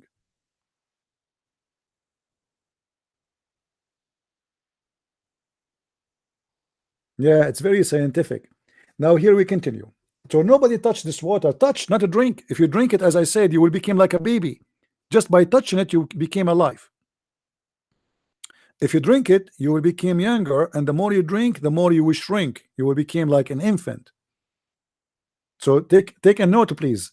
Follow, please, the details in the description. Disclaimer: if you drink too much of this water, brother Thitter, a prophet Al-Khadr, he's a very well-known prophet, and he, by the way, he is not from Pakistan, and not even from Baghdad. Prophet Al-Khadr, he owned his name because simply he drank from the water that's called the fountain of youth, and this is why he's very young. And surprisingly, Prophet Al-Khadr, according to the books of Sunnah, he attended the funeral of Prophet Musa, and he attended the funeral of Prophet Nuh, and he attended the funeral of Prophet Adam, and he attended the funeral of a Prophet Muhammad. I'm telling you, I'm serious. According to them, Al-Khadr, he attended the funeral of Noah, the funeral of Nuh, the funeral of Moses, and he was in the funeral of Muhammad. All those funerals attended by Al-Khadr, because you don't die. I mean, what you can do, the second you drink from this water, you become alive forever. To make it simple, Al-Khadr mean green. In this case, it's mean evergreen. Evergreen.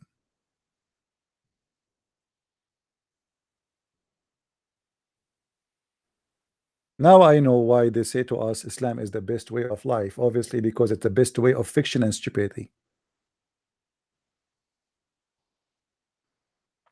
No, I'm not. I wasn't doing really Zakir Naik very well. If I want to do Zakir Naik very well, I would do it in a different way. If you want to hear Zakir Naik, this is how Zakir Naik he talk. I wasn't giving it the effort. Brother Twitter, the Twitter there ask a question. How come in Islam there is no women see the Prophet?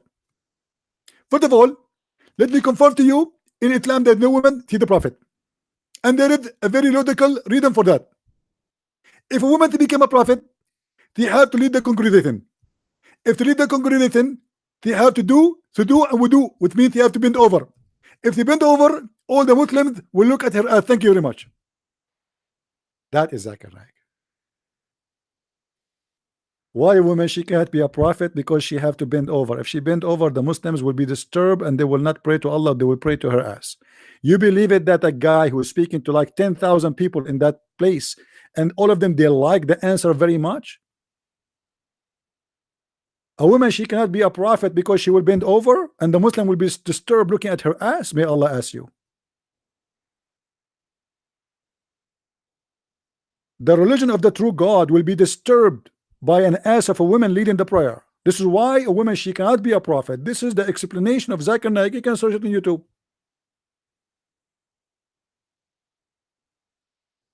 And it's very convincing.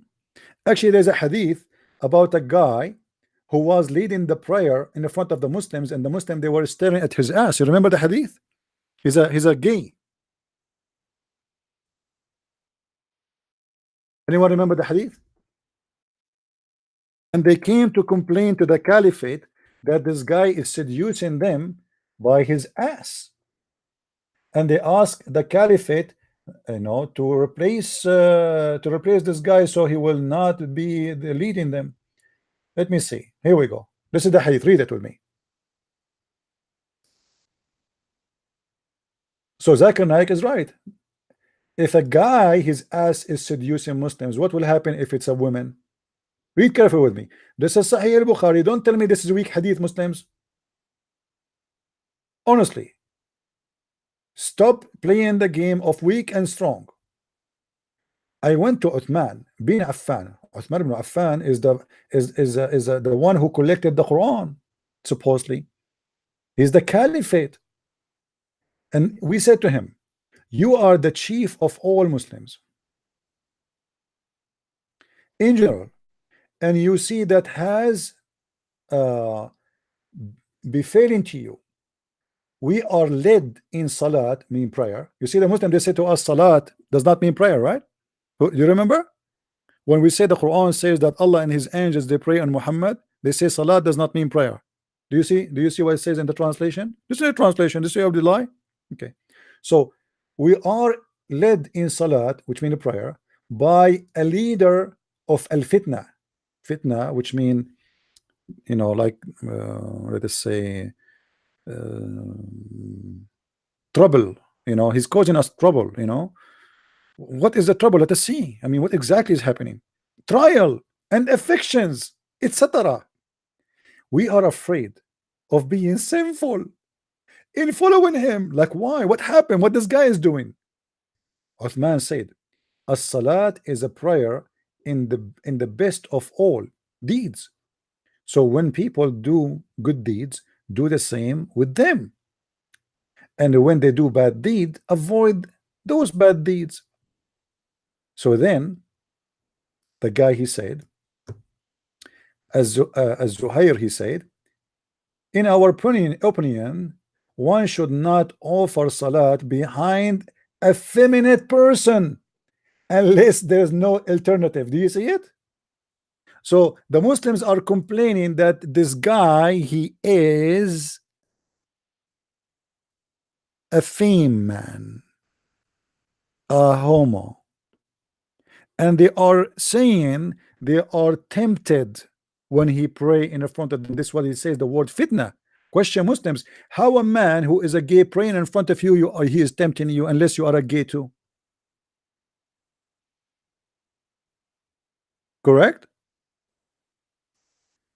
If a man is a gay and he bend over in front of you performing the prayer, why you are tempted? Explain to us,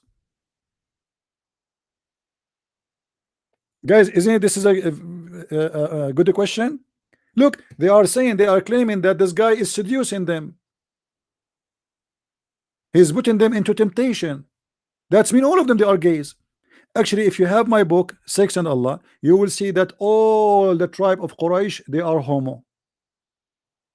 How many of you have my book? Did I count for you all the names? And by the way, there's more names to count, but I count only like the most important ones. All the family of Muhammad are gays, homo. The whole town is gays.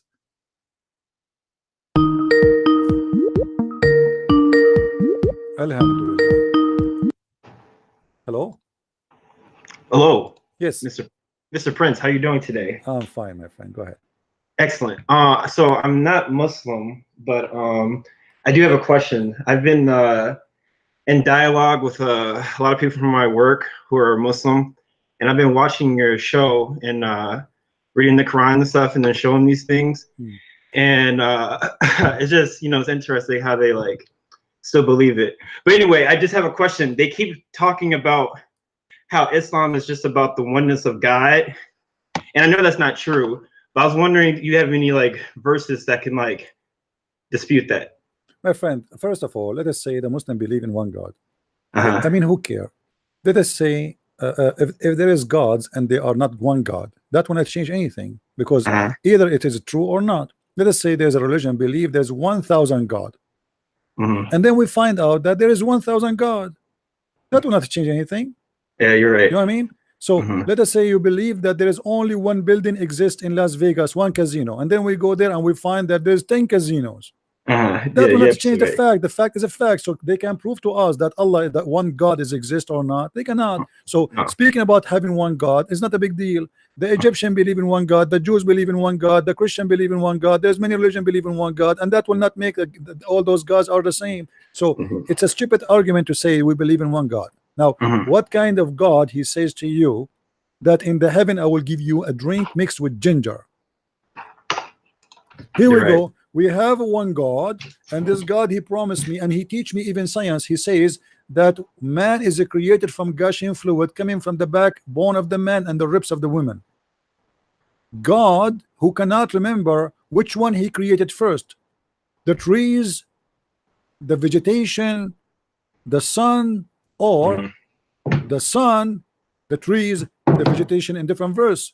You see, imagine if you say to me how you build your house, and then I say to you in one page, I started with the second floor, and then I built the first floor, and then I made the basement, and then in different verse I say to you, I made the basement, and then I the first floor, and then the second floor.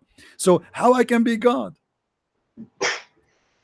Isn't it the Quran? The Quran itself says if this is a book from God, you know, then you will find a lot of contradiction in it. Yeah, you're right. So this book obviously cannot be from God by the standard of the Quran itself. Yeah, you're right. You're absolutely right. And I was talking to her about, so I was seeing that you're going through Uthman right now. I was wondering if you have time, and if someone want to come, if you can go over this the compilation of the Quran as well, so I can show them these verses. Well, I made videos about them. You can download those videos. You can search. Oh, okay. All those calculations are false. All of them. And I destroy it in 2 seconds. You know. Yeah. But it's a joke. It's not even true. Yeah, you're right. You're right. Yeah. Okay. I have videos. You can just search. You know, maybe somebody can help you from the text in the chat to find the right videos. Okay. And maybe if we do tomorrow another video, I can speak about it. But just remind me to do, you know. Okay. All right. It's very okay. simple. That you see, because you didn't speak Arabic, they can do any calculation they want. They cannot do it with somebody speak Arabic. They cannot play the game. Yeah, you're right. That's why I'm trying to learn Arabic. You're absolutely right. Yeah. Okay. Thank you so much for your knowledge. I really appreciate this, Mr. Prince. You're welcome, my friend. Thank you for calling. No problem. See, the Quran in front of us says why they cannot consider the Quran, why they are troubling with the Quran. The Muslim, they say to us, in the time of Muhammad, the Arab, they were amused by the Quran. That's false. As you see, the Quran says that the Arab, they cannot, you know, they cannot find anything good in the Quran. How come they cannot consider the Quran? Had it been from other than Allah, they would surely have found therein much dispensacy. So there's many bad things, many contradiction. So the Arab in the time of Muhammad, they did not consider the Quran to be a book of God for a very simple reason. It's a stupid book.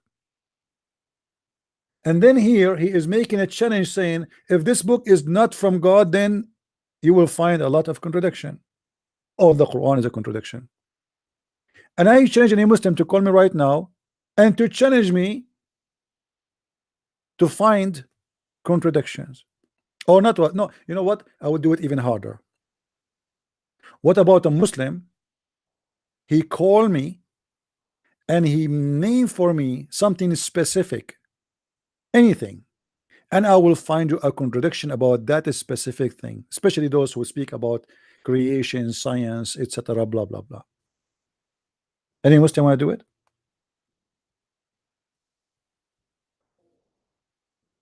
And you know, the stories which is mentioned by Muhammad and his followers after that is proven to us again that Muhammad is a false prophet. What kind of a prophet? He mentioned to us that there is a guy whose name is Al-Khadr, and this guy, he been green because he drank from the fountain of youth, and whoever drank this fountain, he became alive again. Isn't it that is a clear proof that he's a liar? So Muhammad, he have one God, but he have one fountain of youth. Muhammad, he have one God, but he swear by the fig. I swear by the fig and the watermelon I do. I mean, isn't it amazing? God, he swear by the fig. I'm so disappointed that Allah did not swear by the banana. We worship one God. He swear by the fig. That's serious. I mean, obviously, this is a very serious oath. Allah choose, you see, Allah supposedly is the Almighty God who created the whole universe, but yet he swear by the fig. Brother, do you know why Allah swear by the fig? Because the fig is proven to be very healthy. And there is a scientist from Japan, his name Yama Aidulai Yama. They found that if you eat 100 kilograms of fig a day, you will live 100 years. Fig? Why Allah want to swear by the fig? I will tell you why. Those Arab, they love fig and they cannot wait to have it. And because it doesn't grow in their land, it's like a dream. If Muhammad he heard about the banana, he will say the banana. If he say about ananas, he will say ananas. If he heard about the coconut, he will say, I swear by the coconut, I do swear. This is one God, the only one God in the world. He teach us the good manner to beat our wives, to have many wives, to kill people, to kidnap women who they are blonde. He promised us little boys in heaven who will walk around us naked. And he promised us a lot of women. Each time we sleep with any of them, she will become virgin. By the way, Muslims, don't you think this is a cheating? I mean, I just slept with the women and you make her virgin again. What the point? Is she really a virgin? Hello? Don't you think that this is the most stupid promise, that you promised them virgins but yet they are not virgins? Yeah, refurbished. Absolutely, this is the good. They are refurbished women, open box. Yet Allah will give them to you back. You sleep with them now. After 1 second, after you finish with her, you just finish with her, and now she is virgin again.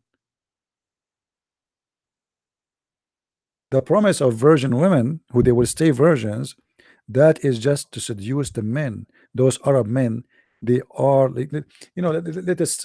I don't know how many of you understand the Middle Eastern culture. In the Middle East, the man, he is proud that his wife, she was a virgin, which means she never slept with any man, so he feels different, he feels special. And actually, I agree, women, they should, you know, maintain their virginity. But here it's not really about virginity no more. It's not about the women she is maintaining, because as you see, the women here, she just been having sex already a second ago. So why she is virgin again? Because Muhammad, he understands the nature of the people around him. The man, he is going to feel so good, for she is a virgin. He is the first. So the exaggeration in the promises is stupid, because you like them to be virgin, because you feel good, you are the first. Each time you sleep with them, they are virgin again.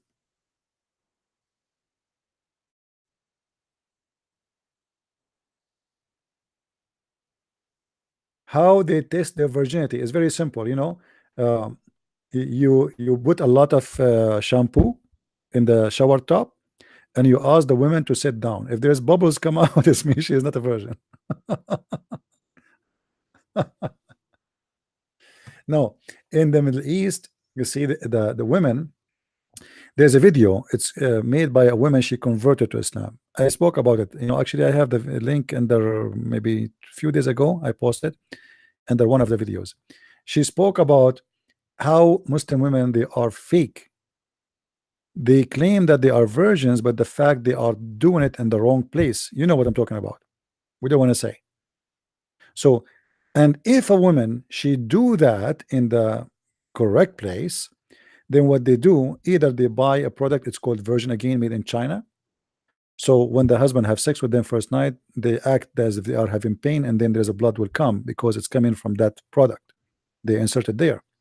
Or they do a little tiny short easy surgery for their private part before the marriage or night, before the wedding night, so they will be virgin again.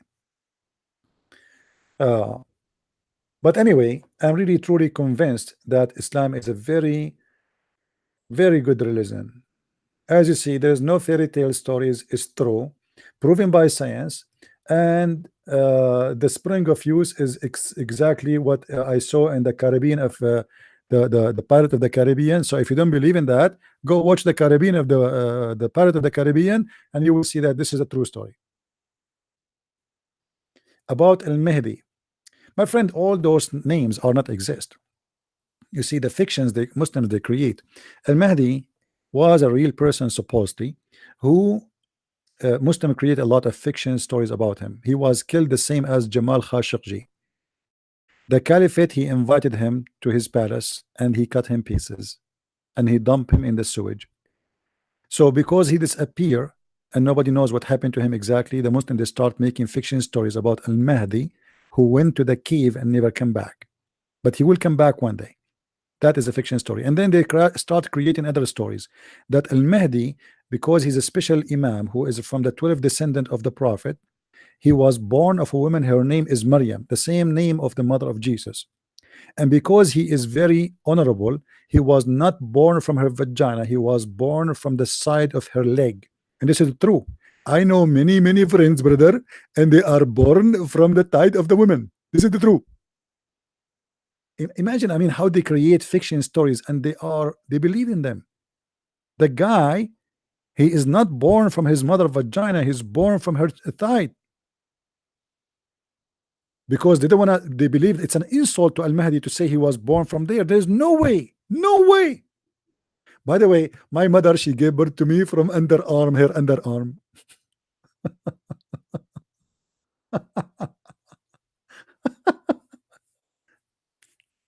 Don't take me there. Don't take me there.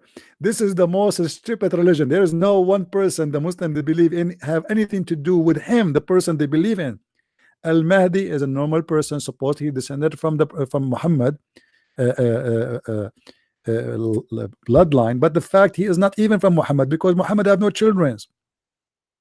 None of the daughters of Muhammad are his daughters. Those are step daughters. So what Al-Mahdi have to do with him? And then because this guy he killed, he got into the embassy to get a paper, like what happened to Khashoggi in Turkey. They cut him pieces, they made him shish kebab, they dump him in the sewage, and until now they cannot find the body. And the same story for Al-Mahdi. I told Al-Mahdi, don't go to the Saudi embassy. Don't go there. Al-Mahdi insists. This is what happened to you when you go to the embassy of any caliphate. Islam is the best way of life, to the point if you go to any Islamic embassy, they will make you shish kebab. And the funny, after they killed the guy, they made someone dress his clothes and they made him leave the embassy to make it and look in the camera that this is him, he left. And not only that, they said that he came back to Saudi Arabia. I mean, the most stupid government ever. What the story fabrication is showing you how they have a very low IQ. I mean, what kind of IQ? If this is the intelligent of Saudi Arabia, remember when we say intelligent, what does that mean? Why those who work in CIA, they call them intelligent? Because supposedly those will be the people who have a very high IQ. So if those who have very high IQ in Saudi Arabia, they did this, how is stupid the one who have low IQ? If this is the high IQ of the country.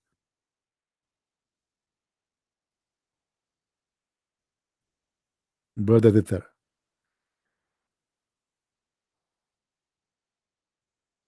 By the way, I'm thinking to go to the Saudi embassy to get papers to get married, brother.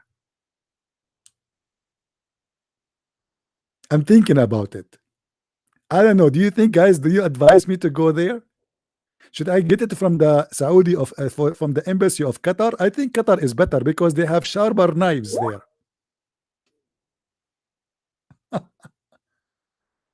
Oh Lord. Oh. I don't know what to say, man.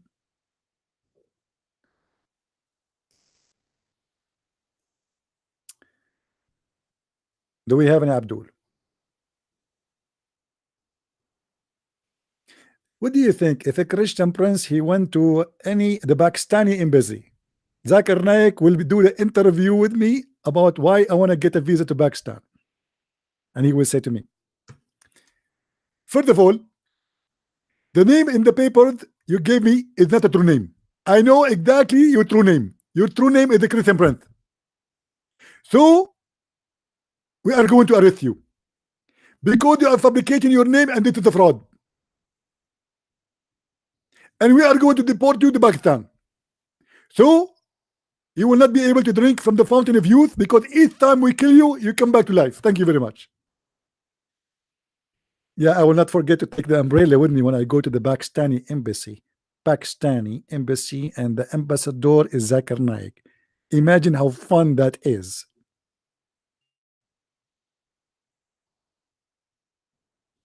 Do we have any Abdul?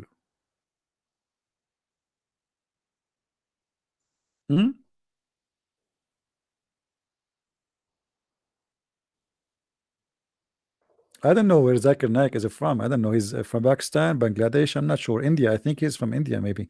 But all of them, they are the same roots anyway. You see, there's nothing is called Pakistan. Nothing is called Bangladesh. This is what Islam does.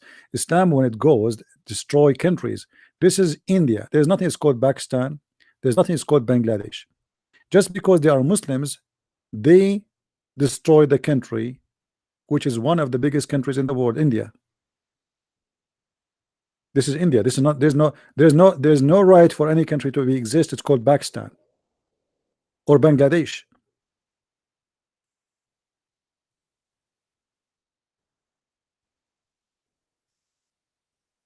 And actually, Pakistan, they made a mistake when they gave them to make a country.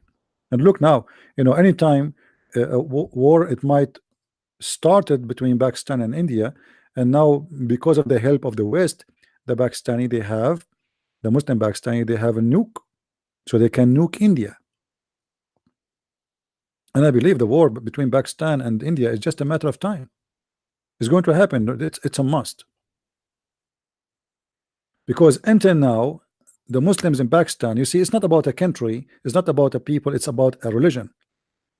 This religion, they will not have enough of taking and occupying more land. So it doesn't matter what happened. Now they are asking for Kashmir. They got Pakistan, now they want to take Kashmir. You give them Kashmir, they will ask for more. And you give them more, they ask for more. It doesn't matter what you give them, they will still ask for more.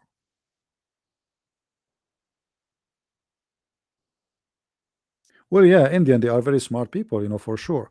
But it was the Western, thanks to them, who taught the Pakistani how to make nukes.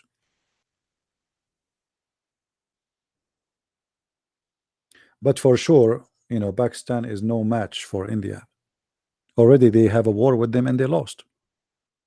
But the coming war, it might be a war of destruction. Right? We don't want a war with anyone. We don't want people to die. It doesn't matter if they are Muslims or not. You know, war is bad. But this religion will never bring peace. I never found a place there is Muslims in it and they are not causing trouble.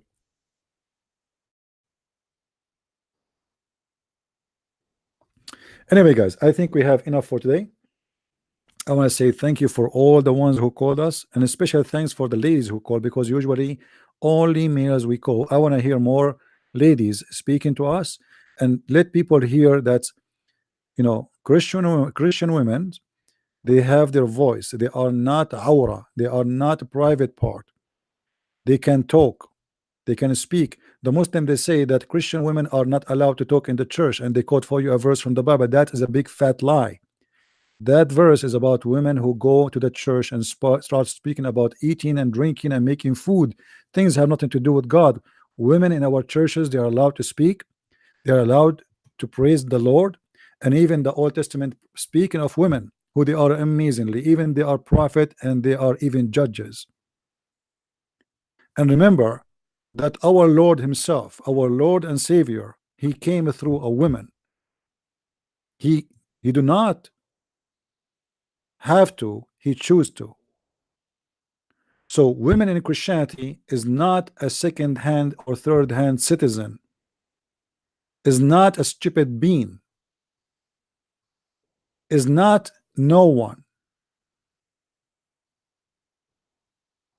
When they asked Jesus about heaven, about a woman, her husband die, and then the brother marry her, who is going to inherit this woman? This is the mentality of the Jews. They think about her as a property. It's like inheritance. So they want to carry their tradition with them to the heaven. The Messiah, he said, he and she, they will not get married. They will be the same as the angels. What does that mean? That means he and she are equal in the eyes of God. And in the heaven, everyone is equal, is not by gender. So he and she, they will be the same as angels. And here, by the way, we will notice how a huge difference between Christianity and Islam. In heaven, we are going to be the same as angels. We will not be angels, but we will be the same as angels. What does that mean? That means we will not need a fruit, we will not need meat, we will not need to sleep, we will not need any kind of food or drink. We will be free like angels. So Christianity promising you heaven totally different from Islam. Islam is about sex, food. Even he described for you what is the fruit you will eat. Even the meat you will eat is always going to be bird meat. Bird, all eternity bird, eating birds. There's no fish. There's no beef. There's no sheep. There's only birds. So in the heaven of Islam is a total contradiction for the heaven of Christianity. In the heaven of Islam, you will become sex addicted person. Instead of having 4 wives on earth, in heaven, on earth in Islam, in the heaven you will have 80,000 women to sleep with. It's a duty. This is not a reward.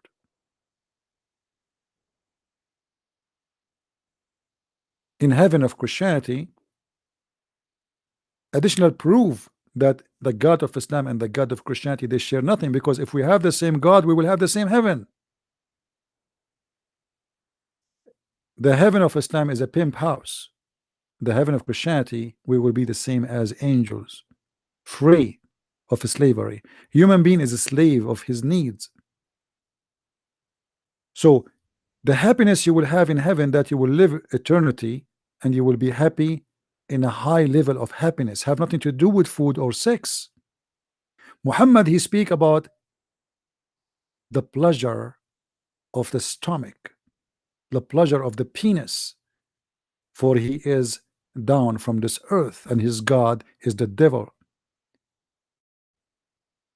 The Messiah, he flipped the tables in the temple just because people are buying and selling.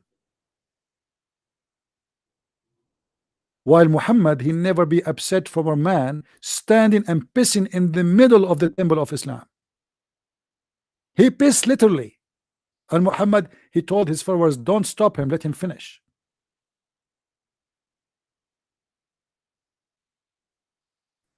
In the heaven of Islam, men and women, they will be having sex 24 hours, 7 days a week for eternity. In the earth of Jesus, Jesus refused even people buying and selling in the square yard out of the temple, not inside the temple. In the presence of God in heaven, people are doing nothing but having sex, eating and having sex. And this is supposedly paradise. The heaven of Jesus present to us who is Jesus, and the heaven of Islam present to us what is Islam. Your gift promise me or tell me, who are you? The one who come to me and he bring me a porn tape, obviously he is a perverted man.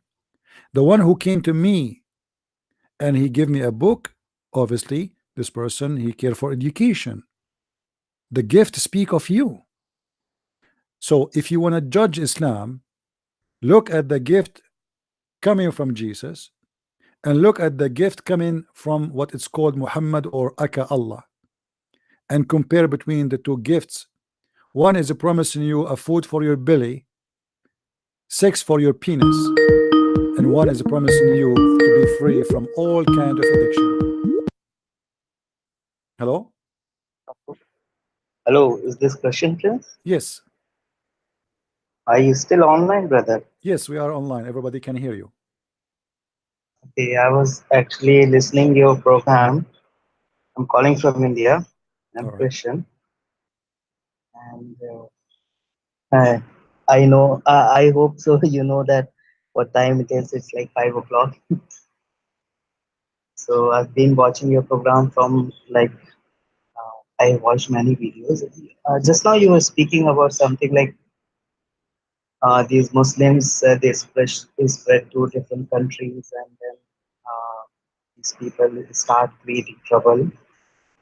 So I was like having this thought myself, and I wanted to ask you that is it possible that these Arabs already know that their religion is false, but they cannot admit it because now they have made such a huge mess, and now if they accept, the whole world may make fun of them.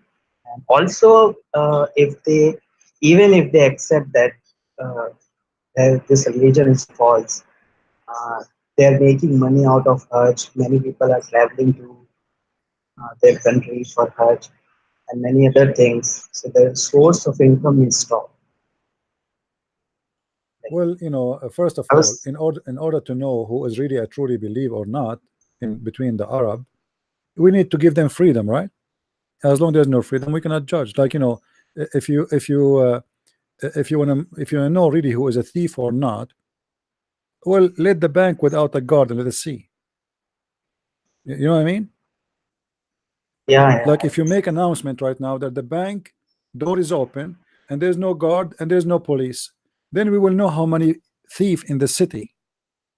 But Right now, there's many people, they are not stealing, not because they are not thieves, but because they are afraid they will go to jail. Right?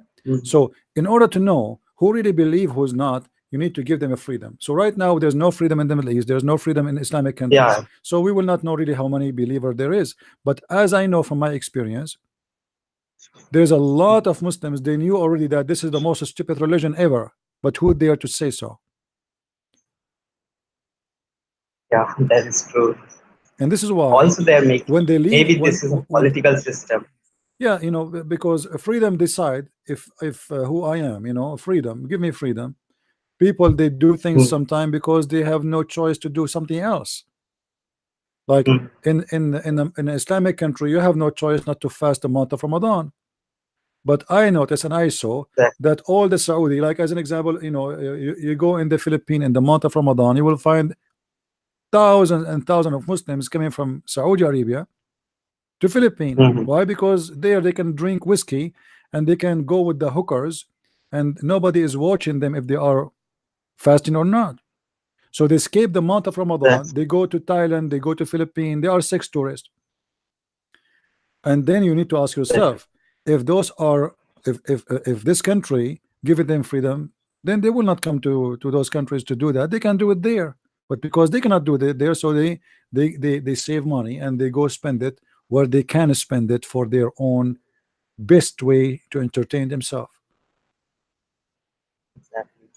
Yeah, I mean, this is like a system. Maybe those people who don't even know their Quran exact properly, even they are stuck. The Muslims I'm talking about, they are stuck in this system that they go to different countries, like they, you know, okay, if your land is attacked by someone, if you're in trouble, why do you run to Christian countries? Why don't you go to Saudi? They're rich countries, you can find jobs there. Why do you run to West?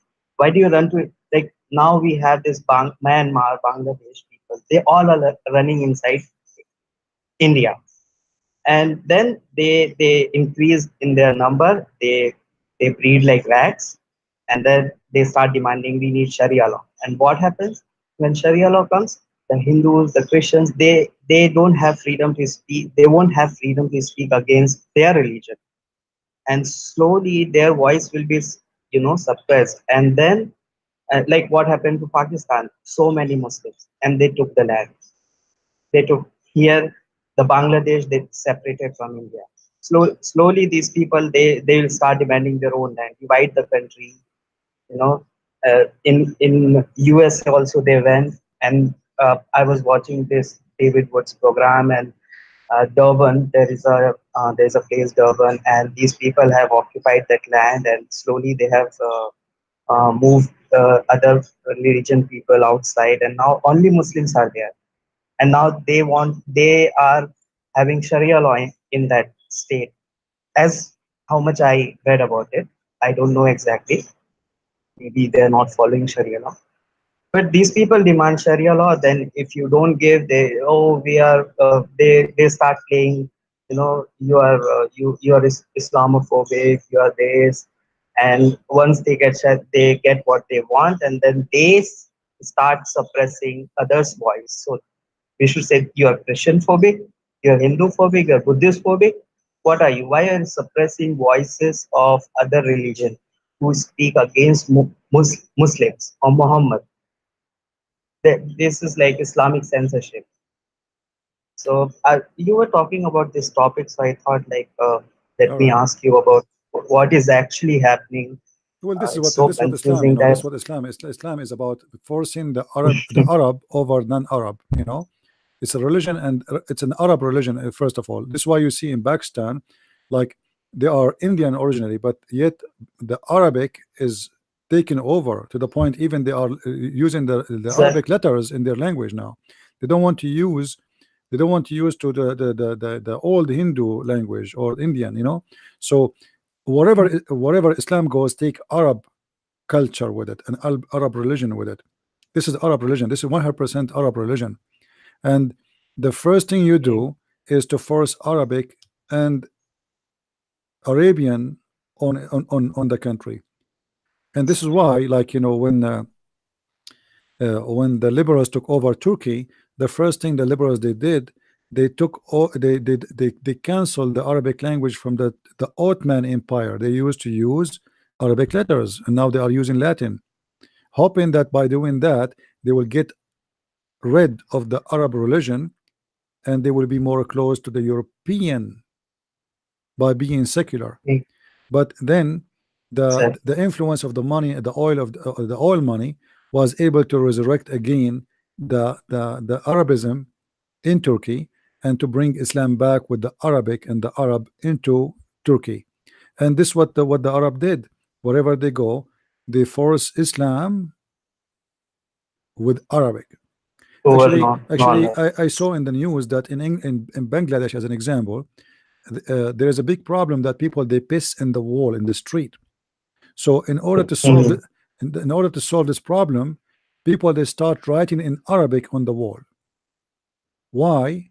Because Muslims believe that Arabic language is holy. It's the language of the Quran. So now he cannot piss in your wall. So you walk in the street, you will find a lot of streets and walls in the street. There's Arabic writing on the wall, but the purpose is not writing Arabic. The purpose is forcing you not to piss in their wall. So imagine people, life change, the nature of life change, the behavior of a human change just because of Arabic language. This is how much the Arabic language have an impact on those who they are following, subdued like slaves into the Arab Islam, the white Arab man who brought a religion for you, have nothing to do with you. You don't even understand it, you don't speak the language, and now they force on you in their names, their language, their culture, and they force to you what you eat, what you don't eat, and then they force to you to pray to God in their language, not in yours. All right. Well, thank you very much for calling, my friend, and I hope you can call me. Thank you, pleasure, friends. Take care. Thank you. God bless. Bye. All right, guys, I think we have enough for today. I want to say thank you for being here. May the Lord bless you. Today we have many callers, which is very good, and I hope we will have more, especially from the ex-Muslims, where they can share with us their own experience and their own journey in life. It's a blessing to have them, and I encourage them always to call. Thank you very much, and I will try tomorrow, if I can, to do broadcast. If not, the day after. Until we see you soon again. Christ is Lord, Islam is false. And may the Lord bless you and have a great weekend. Bye-bye.